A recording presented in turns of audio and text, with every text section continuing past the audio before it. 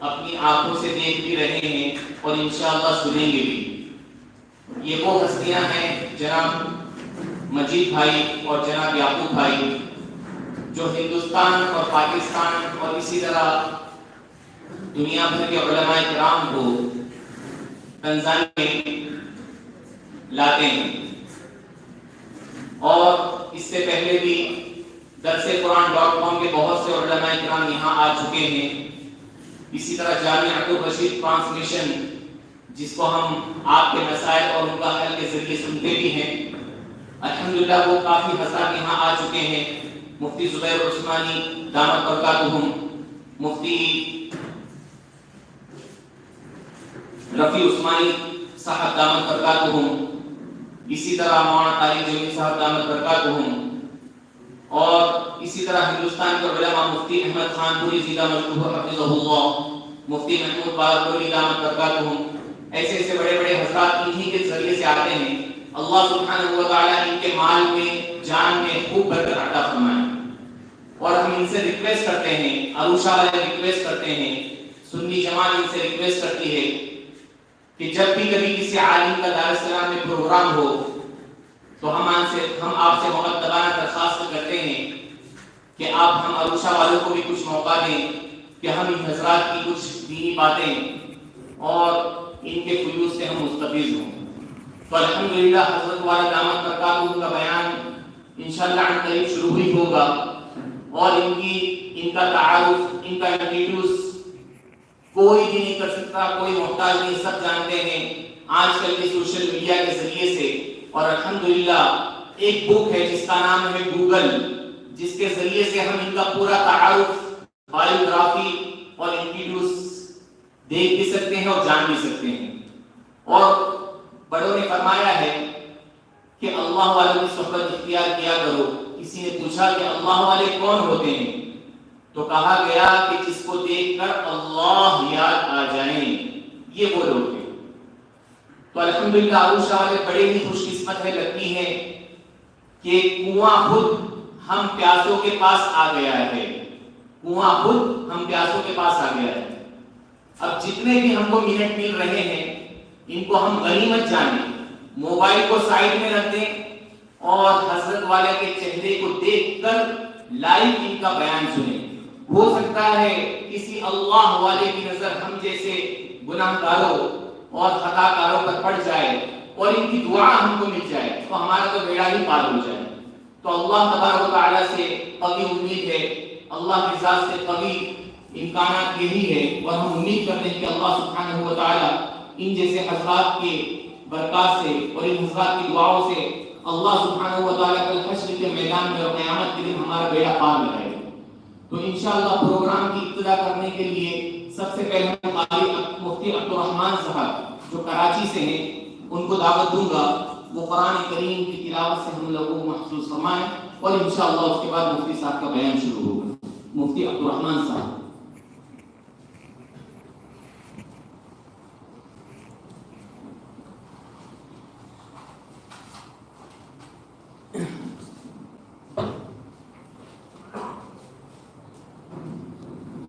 أعوذ بالله من الشيطان الرجيم. بسم الله الرحمن الرحيم. إن للمتقين مفازا حدائق وأعنابا وكواعب أترابا وكأسا دهاقا لا يسمعون فيها لغوا ولا كذابا جزاء من ربك عطاء حسابا. رب السماوات والأرض وما بينهما الرحمن لا يملكون منه خطابا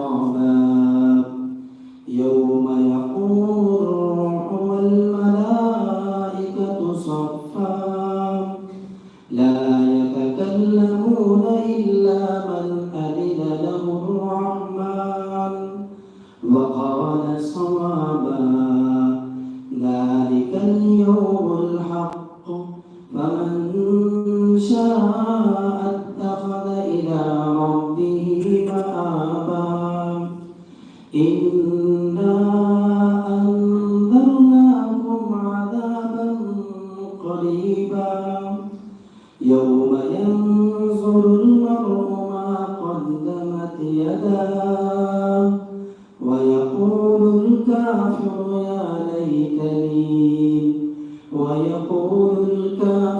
يا ليتني كنت ترابا صدق الله العظيم.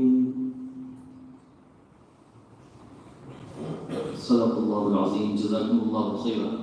اب الحمدللہ مفتی صاحب دامت برکاتہ مزید مجدور بیان شروع فرما رہے ہیں. میری آپ لوگوں سے معتبر گزارش مستورات سے بھی اور ہمارے مرد حضرات سے بھی کہ جتنا ہو سکے اپنے سوشل میڈیا سے دور رہیں اور حضرت والا کو خوب محسوس کریں.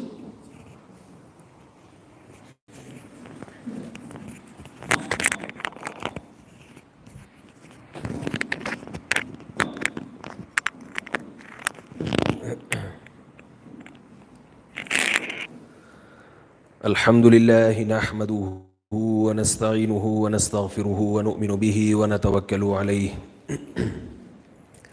ونعوذ بالله من شرور أنفسنا ومن سيئات أعمالنا من يهديه الله فلا مضل له ومن يضلل فلا هادي له ونشهد أن لا إله إلا الله وحده لا شريك له ونشهد أن محمدا عبده ورسوله صلی اللہ تعالی علیہ وعلى آلہ واصحابہ وبارک وسلم تسلیما کثیرا کثیرا.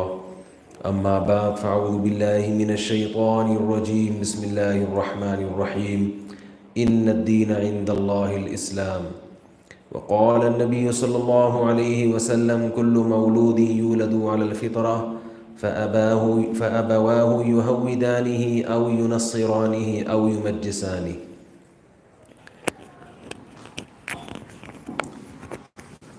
قرآن مجید کی ایک آیت کا ایک حصہ میں نے تلاوت کیا ہے.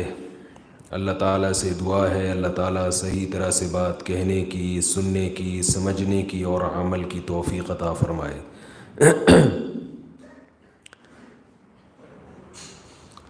یہاں اروشا شہر میں تنزانیہ میں اس مجلس میں مختلف شہروں کے اور مختلف ملکوں کے لوگ جمع ہیں، اور یہ دو مختلف ملک پاکستان اور انڈیا ہیں. میں پہلے سمجھا تھا کہ یہاں میرا مقامی لوگوں میں بیان ہے، جمعے کا بیان تھا یہاں مقامی لوگوں میں، تو وہ بیان کینسل ہو گیا کسی وجہ سے، سفر کہیں اور ہمیں جانا پڑ گیا. تو میں نے وہ یہاں کے جو کالے لوگ ہیں مقامی، اس حساب سے ایک مضمون دماغ میں سوچا ہوا تھا کہ میں ان کو یہ سمجھاؤں گا. تو وہ میں کہیں اور کا سفر ہو گیا تو وہ بیان کینسل ہو گیا. تو اب سارے ماشاءاللہ ہمارے کلر کے لوگ بیٹھے ہوئے ہیں، کیونکہ جب کلر کا فرق آتا ہے تو بیان بھی بالکل اس کے حساب سے چینج کرنا پڑتا ہے. کلچر کا فرق ہے، کلر کا فرق ہے، تو وہ بالکل ایک الگ قوم ہے. تو اس قوم کے لحاظ سے ایک بیان سوچا ہوا تھا. اب وہ تو بیان نہیں کروں گا. اب جو انہوں نے آیتیں پڑھی ہیں قرآن مجید کی، جو تلاوت کی ہے، جیسے ہی انہوں نے وہ تلاوت شروع کی تو مجھے خیال ہوا کہ جو آیات انہوں نے تلاوت کی ہیں اسی پر انشاءاللہ میں بات کر دیتا ہوں، تاکہ اسی کی تفسیر ہو جائے جو ابھی آپ نے تلاوت سنی ہے. ان للمتقین مفازا، سورہ نبا اس کا دوسرا رکوع ہے. فرمایا بے شک پرہیزگار لوگوں کے لیے بہت بڑی کامیابی ہے.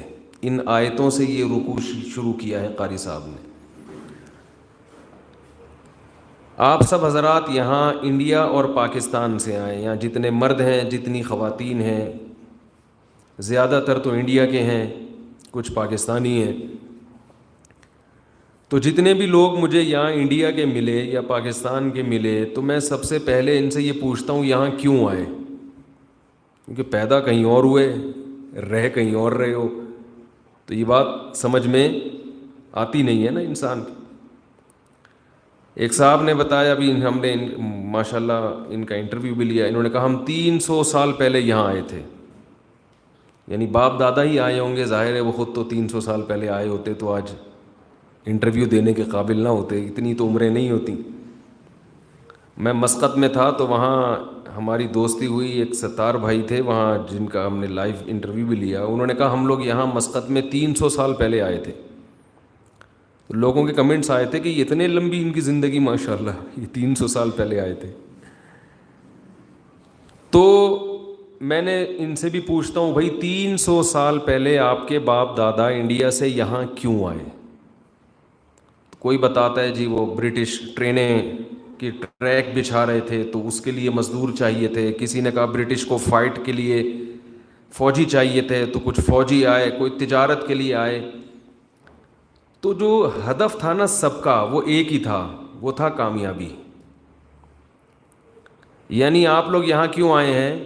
کامیابی کے حصول کے لیے، کامیاب بننے کے لیے. آپ کو جب ابھی یہاں کوئی کراچی کے بھی ملے مجھے، میں نے کہا آپ یہاں کیا کر رہے ہو بھائی؟ تو انہوں نے کہا میں وہ پتہ نہیں وہ کیوں آئے تھے یہاں پہ، واللہ عالم میں وجہ بھول گیا. تو جتنے بھی لوگ آئے ہیں یہاں پہ، جو یہاں قیام کیا ہوا ہے، ان سب کا مقصد کیا تھا؟ ترقی، کامیابی. ترقی کسے کہتے ہیں؟ کہ آپ جس مقام پر ہو اس سے ایک اسٹیپ آگے چلے جاؤ، اس کو ترقی کہتے ہیں.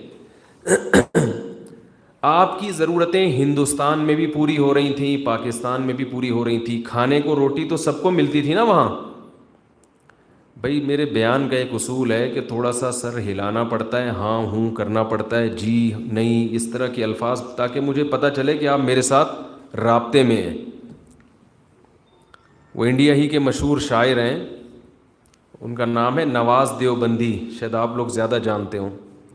ان کا ایک شعر مجھے بہت پسند آیا تھا کہ وہ اپنے گھر کے دریچوں سے جھانکتا کم ہے، تعلقات تو اب بھی ہیں، رابطہ کم ہے. تو صرف تعلق ہونا کافی نہیں ہے، رابطے کا ہونا بھی ضروری ہے. تو رابطہ ہوتا ہے، کچھ آپ کے چہرے کے جو ایکسپریشن ہے اس سے مجھے اندازہ ہوگا. تو آپ سب یہاں آئے، مرد بھی خواتین بھی. آپ لوگ چاہتے تھے کہ ہم جس اسٹیج پر ہیں اس سے تھوڑا سا آگے چلے جائیں، ترقی. ورنہ روٹی پانی آپ کو انڈیا میں بھی پاکستان میں بھی وافر مقدار میں ملتا تھا. میں نے جتنے لوگوں سے انٹرویو لیا، کوئی ایک بھی ایسا نہیں تھا جس نے یہ کہا ہو کہ ہم گجرات میں کچھ میں فاقوں سے مر رہے تھے، روٹی نہیں تھی تو کسی نے بتایا کہ تنزانیہ میں روٹی ہے. ایک بھی ایسا نہیں ملا ہمیں. بھائی سب کو روٹی وہاں بھی مل رہی تھی، کھانا پینا، لباس، مکان، یہ بنیادی ضرورتیں سب کی سب جگہ پوری ہو رہی تھیں. ترقی کہ ہم ایک اسٹیپ آگے بڑھنا چاہتے ہیں. کسی کو یہاں اچھی جاب نظر آئی تو وہ جاب کے لیے یہاں آ گیا. اس کو وہاں کم پیسوں کی جاب مل رہی تھی، یہاں زیادہ اچھی، تو یہاں گیا. کسی کو وہاں بزنس کم نظر آیا، یہاں اس کو بزنس زیادہ نظر آیا تو وہ یہاں آ گیا. تو جتنے بھی لوگ یہاں آئے ہیں ان سب کے پیش نظر کیا تھی؟ ترقی. میں غلط تو نہیں کہہ رہا بھائی؟ یہاں تک کوئی غلط بات کی ہو تو بتائیں. بھائی نہیں بولنے میں تو کوئی پابندی نہیں، اگر غلط کی ہے تو بولے ہاں غلط باتیں کر رہے ہو مولوی صاحب، اس لیے تھوڑی بلایا تھا آپ کو. یعقوب بھائی نے بلایا ہے تو یعقوب بھائی کوئی غلط بات ہو تو بتا دیں. تو سب کا بنیادی مقصد کیا تھا بھائی؟ ترقی. اور ترقی کی ڈیفینیشن کیا ہے؟ جس اسٹیپ پر آپ ہیں اس سے ایک اسٹیپ آگے گئے تو تھوڑی ترقی ہے، بہت زیادہ آگے چلے گئے تو بہت زیادہ ترقی. لیکن جہاں تھے اس سے آگے بڑھنے کا نام کیا ہے؟ بولے بھائی، ترقی. اور یہ ترقی ایسی چیز ہے کہ جو انسان کی نیچر ہے، فطرت ہے. انسان ترقی چاہتا ہے.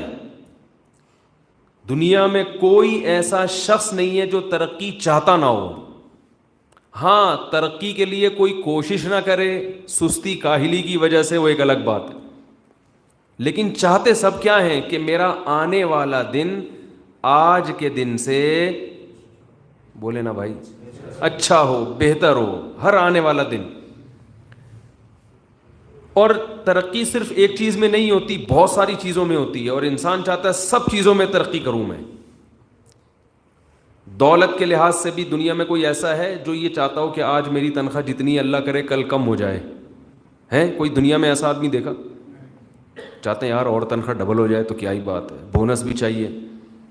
صحت کے لحاظ سے کوئی دیکھا آپ نے دنیا میں ایسا جو یہ چاہتا ہو کہ آج میری جو صحت ہے کل ڈاؤن ہو جائے؟ ہر آدمی چاہتا ہے جتنا صحت مند آج ہوں کل اس سے زیادہ صحت. وہ الگ بات ہے کہ اس کو مینٹین رکھنے کی کچھ لوگ کوشش کرتے ہیں، کچھ کوشش نہیں کرتے. چاہتے یہی ہیں کہ کل آج جو میری صحت ہے کل اس سے زیادہ، بولے نا بھائی، اچھی ہو. ہاں کچھ محنت کرتے ہیں وہ اچھی بنا لیتے ہیں، اور کچھ گٹکے کھا کھا کے برباد کر دیتے ہیں اپنے. یہاں گٹکا ہے گٹکا، پاکستان انڈین جہاں بھی ہوں گے پان گٹکا لازمی ہوگا، یہ اصول ہے، ٹھیک ہے. تو اسی طرح دنیا کی ترقی کے مختلف شعبے ہیں، انہی شعبوں میں حسن و جمال. ہر آدمی چاہتا ہے کہ میں دیکھنے میں اچھا لگوں، تو جتنا آج اچھا لگ رہا ہوں کل اور زیادہ اچھا لگوں. تبھی سب چاہے مرد ہو یا عورت جوان رہنا چاہتے ہیں. بڑھاپا کسی کو بھی اچھا نہیں لگتا، سب چاہتے ہیں کہ کسی طرح کیا ہو جائیں، جوان ہو جائیں. تو جتنے دنیا میں پھر حکومتی سطح پہ ترقی کے معیارات الگ ہیں. وہ چاہتے ہیں کہ یعنی اسی طرح انسان میں حکومت کا شوق ہے، گریڈ میرا اونچا ہو جائے. 17ویں گریڈ پر ہوں تو 18ویں پہ پہنچ جاؤں، 18ویں پہ ہوں تو 19 پہ پہنچ جاؤں. اس میں بریکیں نہیں ہیں. آدم علیہ السلام جب سے دنیا میں آئے ہیں اس وقت سے لے کر آج تک انسان اجتماعی سطح پہ بھی ترقی کی کوشش میں ہے اور انفرادی، اور ترقی ہو بھی رہی ہے. آدم علیہ السلام جب دنیا میں آئے تھے تو ہل چلانے کے لیے بیل، اب کیا ہوتے ہیں ٹریکٹر، سواری کے لیے گدھا، اب ہوائی جہاز. تو یہ ترقی کا نتیجہ ہے نا بھائی. پہلے انسان پیدل چلا، پھر اس نے تھوڑا دماغ استعمال کیا، یار کب تک پیدل چلتا رہوں گا میں، یہ گدھا کس کام کا ہے. ایک دن اس نے کیا کیا، کوشش کر کے گدھے پہ سوار ہو کے دیکھا. وہ اس نے کہا چلو اس کو یوز کر کے دیکھتے ہیں کہ یہ تو گدھا ہے، اس کو کیا پتا کیا ہونے والا ہے میرے ساتھ. وہ بیٹھ گیا انسان اس کے اوپر، وزن بھی لادا، اس کو گھسیٹا، جہاں گھسیٹا وہاں جا رہا ہے. تو انسان نے بولا کہ جب میں اس جانور پہ بیٹھ کے سفر کر سکتا ہوں تو مجھے اپنی ٹانگیں تھکانے کی کیا ضرورت. پھر لوگ، یہ بھی تو ترقی تھی نا، سواری میں ترقی. پھر انسان نے سوچا کہ بھائی گدھا اسپیڈ نہیں ہے اس کی، بعض کام ہمیں اسپیڈ سے کرنے پڑتے ہیں، تو انسان اس کے لیے دوڑنے لگا.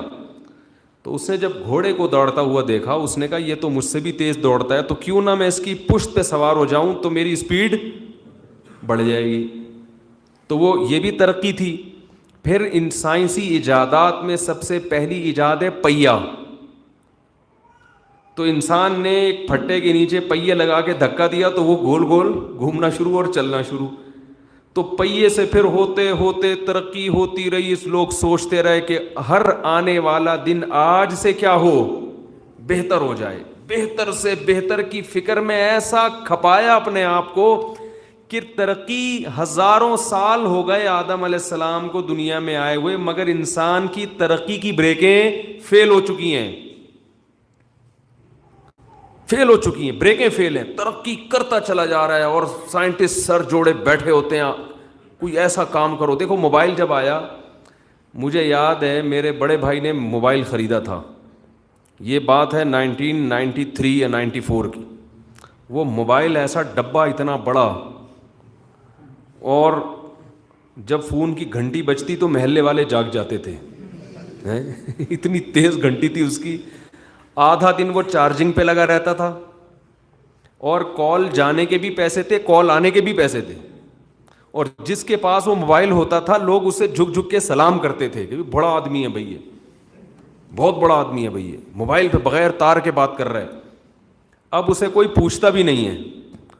تو کتنی، یعنی پرانے زمانے کا کوئی انسان اگر اس زمانے میں اٹھ کے آ جائے وہ تو پاگل ہو جائے گا. وہ کہے گا میں خواب دیکھ رہا ہوں, حقیقت نہیں ہے. میں یہاں بات کر رہا ہوں, ابھی میں نے ان کا بھائی فیروز خان بیٹھے ہوئے, ان کا میں نے مغرب کے بعد انٹرویو لیا. یہاں تنزانیہ میں اروشا میں ہم بیٹھ کے ان کا انٹرویو لے رہے ہیں. ابھی انٹرویو سے میں فارغ ہوا ہوں, وہ انٹرویو ان کے موبائل میں پہنچ گیا امریکہ سے. ایسا ہی ہے نا, امریکہ سے ان کے دوست نے بھیج دیا ان کو کہ آپ کا انٹرویو ابھی مفتی صاحب نے لیا, یہ دیکھیں. یعنی پڑوس میں بعد میں جا رہا ہے, امریکہ پہلے پہنچ رہا ہے. تو یہ اسی ترقی کا نتیجہ ہے جو انسان ہزاروں سال سے کرتا چلا آ رہا ہے. ہمارے دوست ایک پشاور سے آئے مجھ سے ملنے, اس وقت موبائل فون کا نیا نیا رواج پڑا تھا. تو انہوں نے مجھے گیٹ پہ کھڑے ہو کر میرے گھر کے دروازے پر کراچی میں نا کال کی. میں سمجھا پشاور میں آئیے. انہوں نے کہا اور بھائی مفتی صاحب کیا حال ہے؟ میں نے کہا الحمدللہ. میں سمجھا پشاور میں ہے. یعنی انسان 2 فٹ کے فاصلے پر ہوتا ہے, مگر موبائل نے یہ فاصلے ختم کر دیے. امریکہ میں بھی اسی طرح بات ہوگی اور آپ کے گلی محلے میں بھی اسی طرح بات ہوگی. تو میں سمجھ رہا ہوں یہ پشاور میں ہے. میں ان سے پوچھ رہا ہوں پشاور کا موسم کیسا ہے؟ وہ کہہ رہے ہیں ایسا موسم ہے. میں نے کہا بھائی عید ہو گئی؟ انہوں نے کہا کہ بھائی عید وہاں عید 1 دن پہلے ہوتی ہے. تو میں نے کہا کیا چل رہا ہے سیزن؟ تو کہہ رہے ہیں کافی دیر باتیں کر, کہتے ہیں اب گیٹ بھی کھولو گے یا حال حوال ہی پوچھتے رہو گے؟ تو میں نے گیٹ کھولا, سامنے کھڑے ہوئے, فاصلے ختم کر دیے. اور ابھی یہ ٹیکنالوجی آگے پتہ نہیں کہاں جائے گی. یہ جو موبائل ہے نا, سیل فون جو ہم ویڈیو لائیو بناتے ہیں, ہمارے بچے شاید ہمارا مذاق اڑائیں کہ کتنے بیوقوف تھے, اینڈرائڈ موبائل استعمال کیا کرتے تھے. بھائی بچے مذاق اڑائیں گے ہمارے, کتنے پاگل تھے, مائک کا استعمال کرتے تھے, کتنے احمق تھے, ہوائی جہاز میں بیٹھ کے جایا کرتے تھے.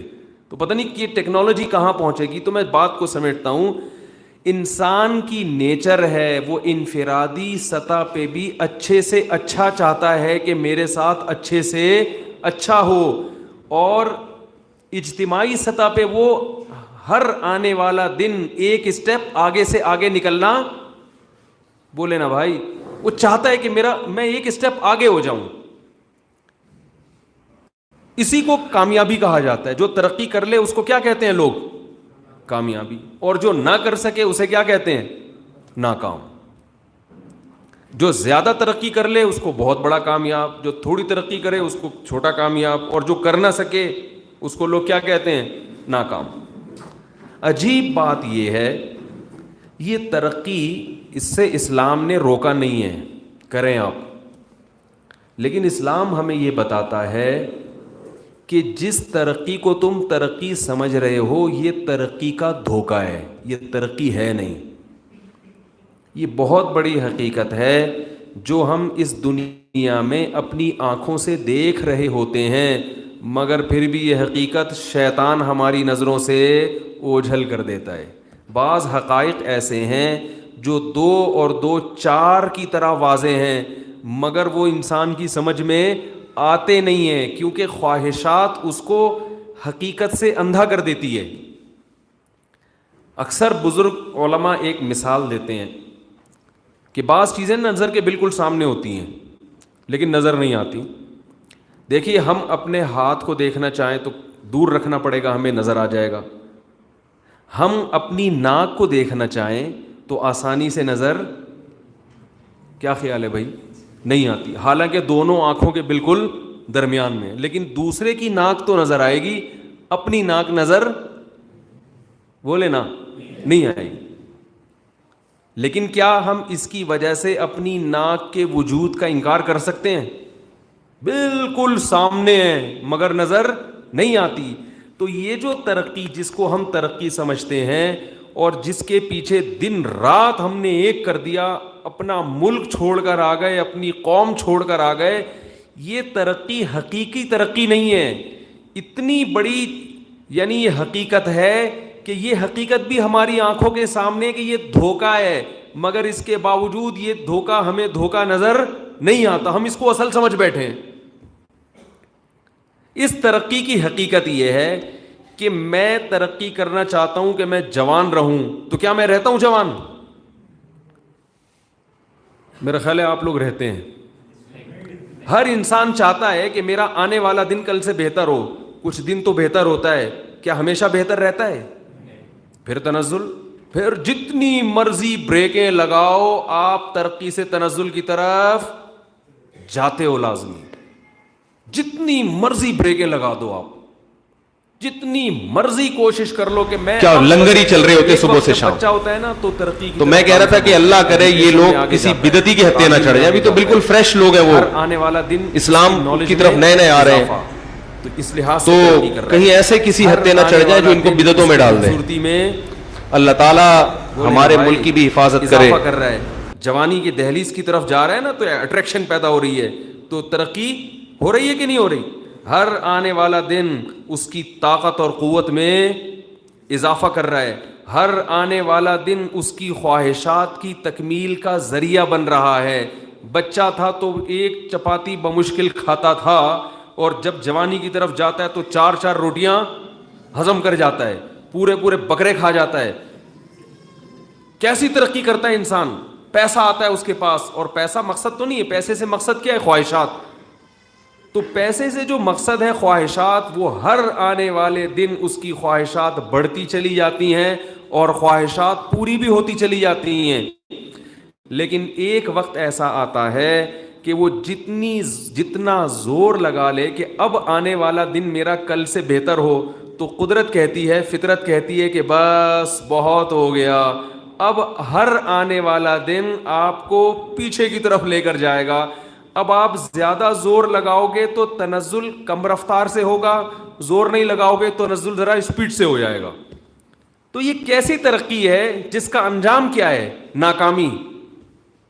تو بتاؤ دنیا میں اس سے بڑا بے وقوف کون ہوگا جو ناکامی، جو جانتا ہے کہ یہ جو میرا ہدف ہے یہ قیامت تک مجھے کبھی بھی حاصل نہیں ہوگا، ایسی چیز کو دنیا میں کوئی ہدف بنائے تو اس سے بڑا بے وقوف اس سے بھی بڑا کوئی بے وقوف ہو سکتا ہے کیا؟ مجھے ایک بات بتائیں، آپ یہ جو ابھی ہم کل جنگل جا رہے ہیں نا، تو جنگل کی مثالیں دماغ میں زیادہ آ رہی ہیں. چیتا اور شیر ہرن کے پیچھے بھاگتے ہیں نا، اس لالچ میں کہ یہ ہرن ہمیں مل جائے گا. چیتا تو پلاننگ کرتا ہے گھنٹوں بیٹھ کے، بہت لمبی پلاننگ کرتا ہے. میں نے چیتے پہ ایک پریزنٹیشن پیش کی ہے ٹائم مینجمنٹ کی ورکشاپ میں، کہ جو چیتا ہے نا، جب اس کو جنگل میں ہرن نظر آتے ہیں، دیکھو اللہ کی عجیب قدرت ہے. میں ابھی زیبرے کے بارے میں پڑھ رہا تھا، وہ ساتھیوں سے معلومات لے رہا تھا کہ یہ جو قرآن مجید میں اللہ کا ارشاد ہے نا، افلا ینظرون الی الابل کیف خلقت، اونٹ کی طرف نہیں دیکھتے قدرت نے کیسے بنایا ہے اس کو. اللہ نے جانوروں کی مثالیں دی ہیں قرآن میں، شہد کی مکھی کی مثال دی، مچھر کی مثال دی، اونٹ کی مثال دی. تو یہ مثالیں اللہ کیوں دیتے ہیں کہ یہ جو جانور ہے نا، یہ ایتھیسٹ جو لوگ ہیں نا، جو اللہ کا انکار کرتے ہیں، ان کے منہ پہ زوردار تماچا مارنے کے لیے کافی ہیں یہ جانور. انسان تو بہت اوپر کی چیز ہے، یہ چھوٹے چھوٹے جانور. میں ایک دفعہ مچھر پہ تحقیق کر رہا تھا، پتہ چلا مچھر کی 400 آنکھیں ہوتی ہیں. اتنا سا جانور اور 400 بلب لگا دی اللہ نے، وہ ان سے دیکھتا ہے. وہ 400 یا 100، ابھی مجھے پورا 100 بھی بہت ہیں اگر 100 ہوں. کیسے اللہ نے اس پہ ڈیجیٹل کیمرے لگا دیے اس کے جو ہے نا وہ اتنے سے سر میں. تو یہ جو قرآن کہہ رہا ہے نا افلا ینظرون الی الابل، اونٹ کو نہیں دیکھتے.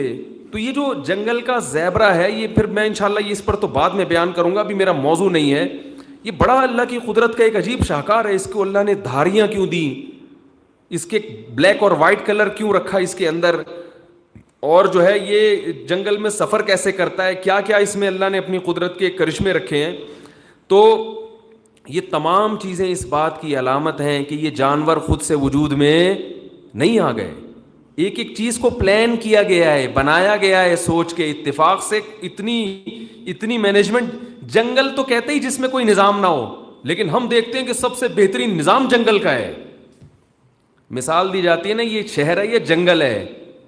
اللہ کی قسم آپ جنگل کے نظام کو جا کے پڑھیں گے تو پتہ چلے گا شہروں سے زیادہ مینجمنٹ کہاں ہے؟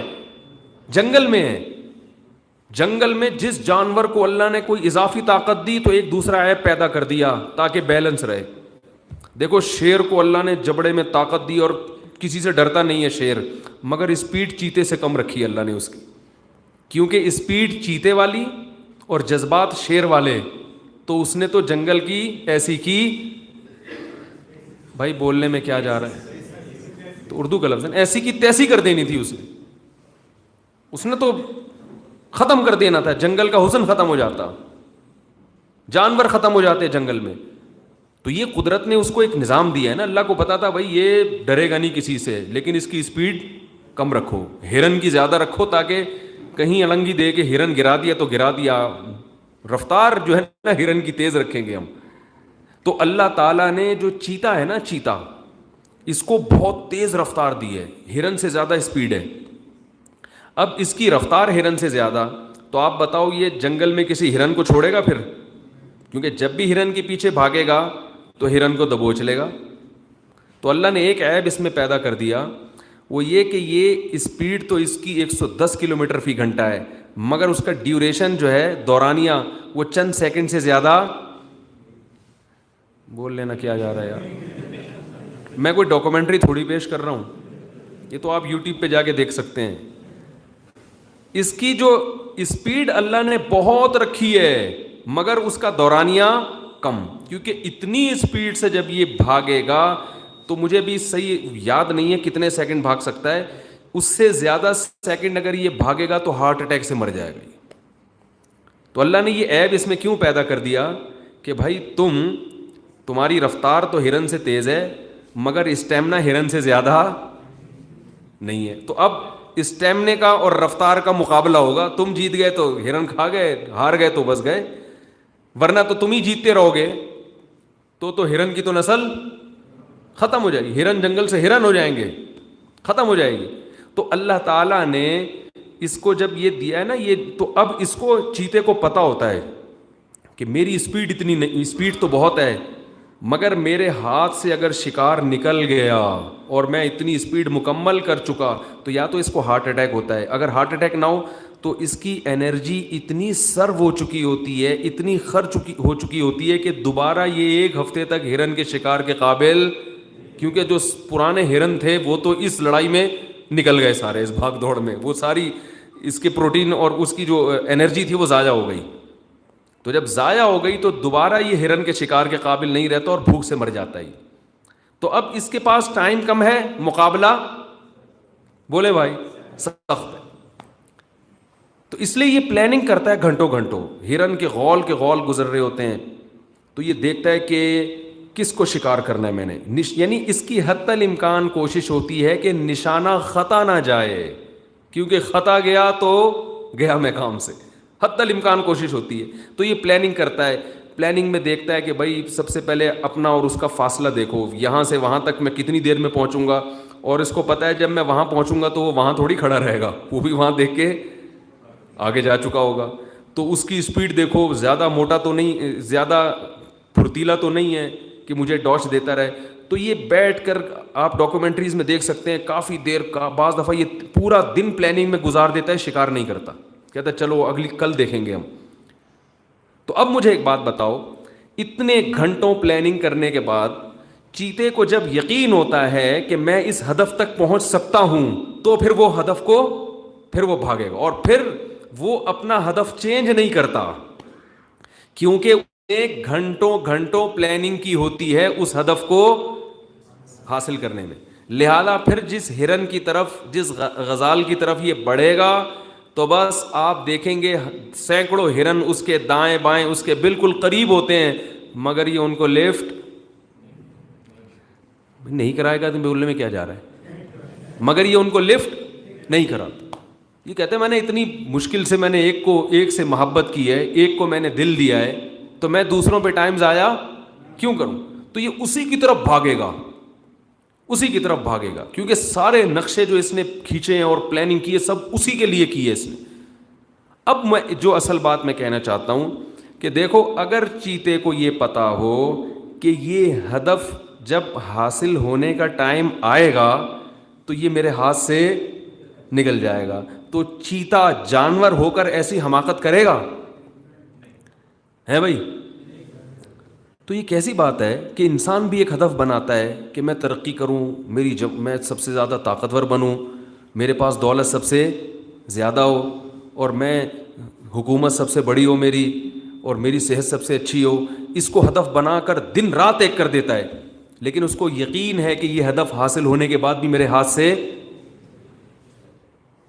بولتے کیوں نہیں بھائی، نکل، جوانی رہتی ہے ہاتھ سے جائے گی جوانی، پیسہ رہتا ہے، مرو گے تو قبر میں کہتے ہیں نا جیب نہیں ہے کفن میں، دنیا میں کوئی ایسی قوم نہیں ہے، ہر قوم کے پاس لباس میں جیب ہوتی ہے، خواتین کے کپڑوں میں جیب نہیں ہوتی تو پرس ہوتا ہے، ٹھیک ہے نا، پرس ہوتا ہے اس میں پیسے رکھتی ہیں، لیکن کسی عورت کا جنازہ بھی قبر میں اترتا ہے تو نہ کسی مرد کے کپڑوں میں جیب اور نہ کسی خاتون کے کفن میں پرس رکھا جاتا ہے، اس کا دولت بھی چھن گئی، عزت بھی چھن گئی، کتنی عزت احترام ہو قبر میں اترنے کے بعد، بولو بھائی، ختم۔ لوگ 21 توپوں کی سلامی تو دیتے ہیں مردوں کو، مگر اس مردے کی صحت پہ کوئی اثر نہیں پڑ رہا ہوتا، وہ کہتا ہے یار اب 21 توپوں کی سلامی دو یا 26 توپوں، یہ تو تمہارے اپنے کرنے کے کام ہے، میری صحت پہ ان چیزوں سے کوئی فرق نہیں پڑتا، ختم، فنا۔ کیسے بڑے بڑے بلڈر دنیا میں پیدا ہوئے، مرے ایک دھڑام، اور یہ تو ان کی بات کر رہا ہوں جو پوری زندگی پراپر گزار کے جاتے ہیں، بہت سے تو اس ہدف تک پہنچنے سے پہلے ہی، یعنی ایسے ہے جیسے ابھی چیتا اس ہرن تک پہنچنے میں آدھا راستہ بھی طے نہیں کیا اور وہ ہرن نکل گیا، وہ ہرن نکل گیا۔ تو بہت سے تو جوانی سے پہلے مر گئے، بہت سے پیسے کی تمنا میں مر گئے، بہت سے اسی غم میں مر گئے کہ پیسہ ملا کیوں نہیں، بہت سے اسی غم میں مر گئے کہ عزت ملی کیوں نہیں۔ ہمارے ایک دوست تھے، میں ان کے پاس گیا ملنے کے لیے، میں نے کہا کیا حال ہے؟ کہہ رہے ہیں یار بس کچھ نہ پوچھو، حال خراب ہے۔ نوجوان تھے، میں نے کہا کیوں؟ کہہ رہے ہیں میں ایک تو مجھے اس بات کا غم ہے کہ میرے پاس پیسہ کیوں نہیں آ رہا، اور دوسرا غم اس بات کا ہے کہ دوسروں کے پاس کیوں آ رہا ہے۔ کہنے لگے یا تو کسی کے پاس بھی نہ آئے تو چلو ہمارے پاس بھی نہ آئے، سارے غریب ہوں۔ کہہ رہے ہیں لوگوں کے پاس پتہ نہیں کہاں سے آ رہا ہے پیسہ، کمائے جا رہے ہیں، کوئی بزنس کر رہے ہیں تو بزنس میں ترقی، کہہ رہے ہیں ہم نہ جاب کوئی اچھی ملتی ہے نہ بزنس میں ہاتھ ڈالیں اس میں ناکامی۔ تو کہہ رہے ہیں ایک غم مجھے اس کا ہے کہ پیسہ نہیں ہے، دوسرا اس کا ہے کہ لوگوں کے پاس کیوں آ رہا ہے۔ تو غم میں گھلا جا رہا ہے انسان، گھلا جا رہا ہے۔ یہی کافر کی سوچ ہے، یہی مسلمان کی سوچ ہے۔ پیغمبر دنیا میں آتے ہیں انسان کو یہ بتانے کے لیے کہ دو آنکھوں کے درمیان ناک بھی ہے، تمہیں نظر نہیں آ رہی مگر یہ ہے۔ تو اسی طرح یہ جو قبر ہے، یہ جو تنزل ہے ترقی کے بعد، یہ ہے مگر ہمیں نظر نہیں آتا۔ کیوں نہیں آتا؟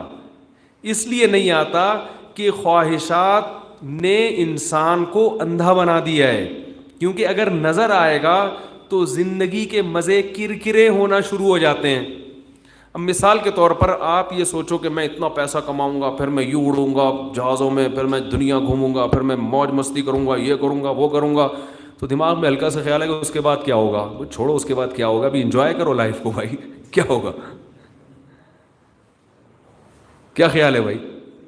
آپ کسی کے سامنے موت کا تذکرہ شروع کر دیں کہ بھائی ایک دن مرنا بھی ہے، گیدرنگ ہو رہی ہے نا، کہیں شادی بیاہ میں گئے ہوئے ہیں، ٹھیک ہے نا، دولہا دلہن بیٹھے ہوئے ہیں، سب مبارکباد دیتے ہیں، تو اگر آپ حقائق بیان کرنا شروع کر دیں کہ یار یہ دولہا دلہن بڑے خوش ہیں آج، تو ہمارے ابا اماں بھی کبھی دولہا دلہن بنے تھے، ٹھیک ہے نا، اب تو دیکھو ان کے تو منہ میں دانت ہی نہیں ہے، تو یہ اتنے خوش کیوں ہیں؟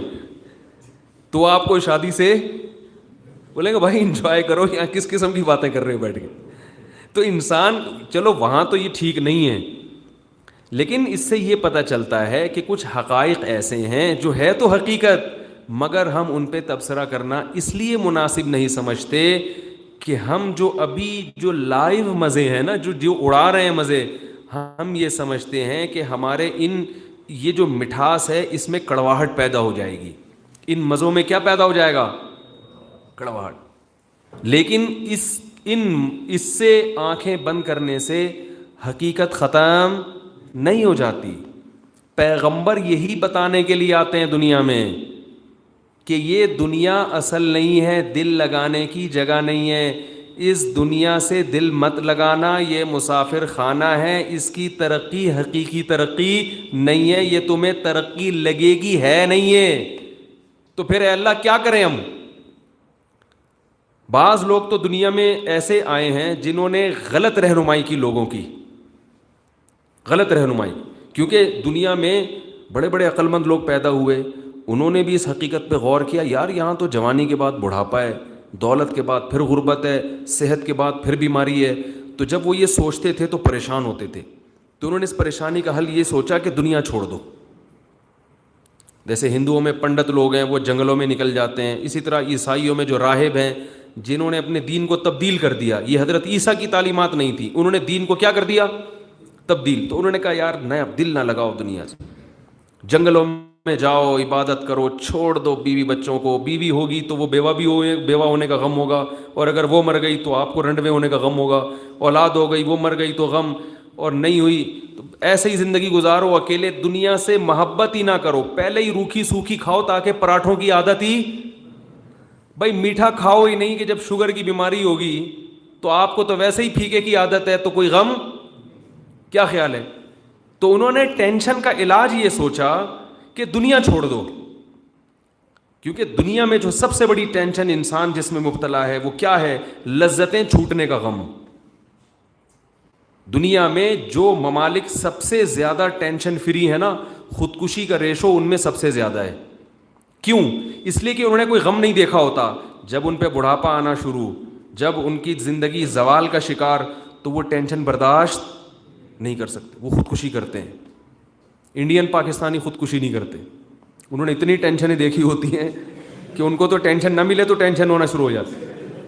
میں بھی کئی ملکوں میں گیا ہوں نا، تو ہماری عادت ہوتی ہے نا چپل بغل میں لے جا کے اندر رکھنا تاکہ چوری نہ ہو جائے. تو میں جہاں بھی جاتا تھا عادت پڑی ہوئی ہے، تو وہ کہتے ہیں مولوی صاحب ادھر ہی رکھ دو، یہاں کوئی چوری. بینکاک گیا سب سے پہلے تو وہاں میں چپل، انہوں نے کہا کہ یہاں کوئی نہیں چوری کرتا، یہ بینکاک ہے، ٹھیک ہے نا، یہاں چپل چور نہیں ہے. ہانگ کانگ گئے، وہاں پھر انہوں نے کہا مولوی صاحب یہیں رکھ دو، کوئی نہیں چوری کرے گا. اسی طرح سعودی عرب میں، اسی طرح مسقط میں، اور جہاں بھی دبئی وغیرہ جانا ہوا. تو میں جب یہاں آیا نا، ابھی ازبکستان گئے، وہاں بھی کوئی چپل چوری کا تصور نہیں ہے. میں جب ادھر آیا تو میں نے چپل، پھر عادت پڑ گئی اب کہ بھائی دوسرے ملک میں چپل چوری نہیں ہوتی، تو میں نے چپل باہر چھوڑی. تو یہ میرے ساتھ جو بیٹھے ہوئے ہیں نا ابھی، کیا نام ہے آپ کا، یہ جو ویڈیو بنا رہے ہیں، انہوں نے کہا یہاں مفتی صاحب چپل چوری ہو جاتی ہے، ٹھیک ہے نا، اور آپ کی چپل بھی نئی چپل ہے تو اس کو اندر رکھے. تو ایک عجیب سی خوشی محسوس ہوئی، اپنائیت سی محسوس ہوئی، حقیقت بتا رہا ہوں، ایک اپنائیت محسوس ہوئی. ہم نے کہا یار یہ تو بالکل پاکستان کا لک آ رہا ہے، یہ تو بڑا اپنا ملک لگ رہا ہے. پھر یہی ہوا کہ وہ موبائل بھی اسنیچنگ کہیں نہیں ہوتی، کراچی میں تو بہت ہے موبائل چھیننا. تو یہاں میں موبائل کان سے لگا کے جا رہا تھا، کسی نے کہا یہ بعض کالے ایسے ہیں وہ آئیں گے موبائل چھین کے چلے جائیں گے ایسے. اور انہوں نے کہا وہاں کراچی میں تو پھر بھی کوئی بندوق دکھاتے ہیں، یہ اتنی ٹینشن، اتنے ان کے پاس ٹائم نہیں ہو، کہتے ہیں لاؤ ادھر بس جاؤ. ٹھیک ہے. تو ایک عجیب سی خوشی سی محسوس ہوئی کہ اپنا سا لگا نا، یعنی جیسے ہمارا کراچی ہے، تو اس طرح سے قسم کا محسوس سا ہوا. تو ہم لوگ تو اتنی ٹینشن، میں اپنے اہلیہ کو لے کر گیا مسقط، تو میری زوجہ بھی میرے ساتھ تھی، تو ہم ایک ہفتہ مسقط میں رہے، وہاں بھی کوئی ٹینشن نہیں ہے.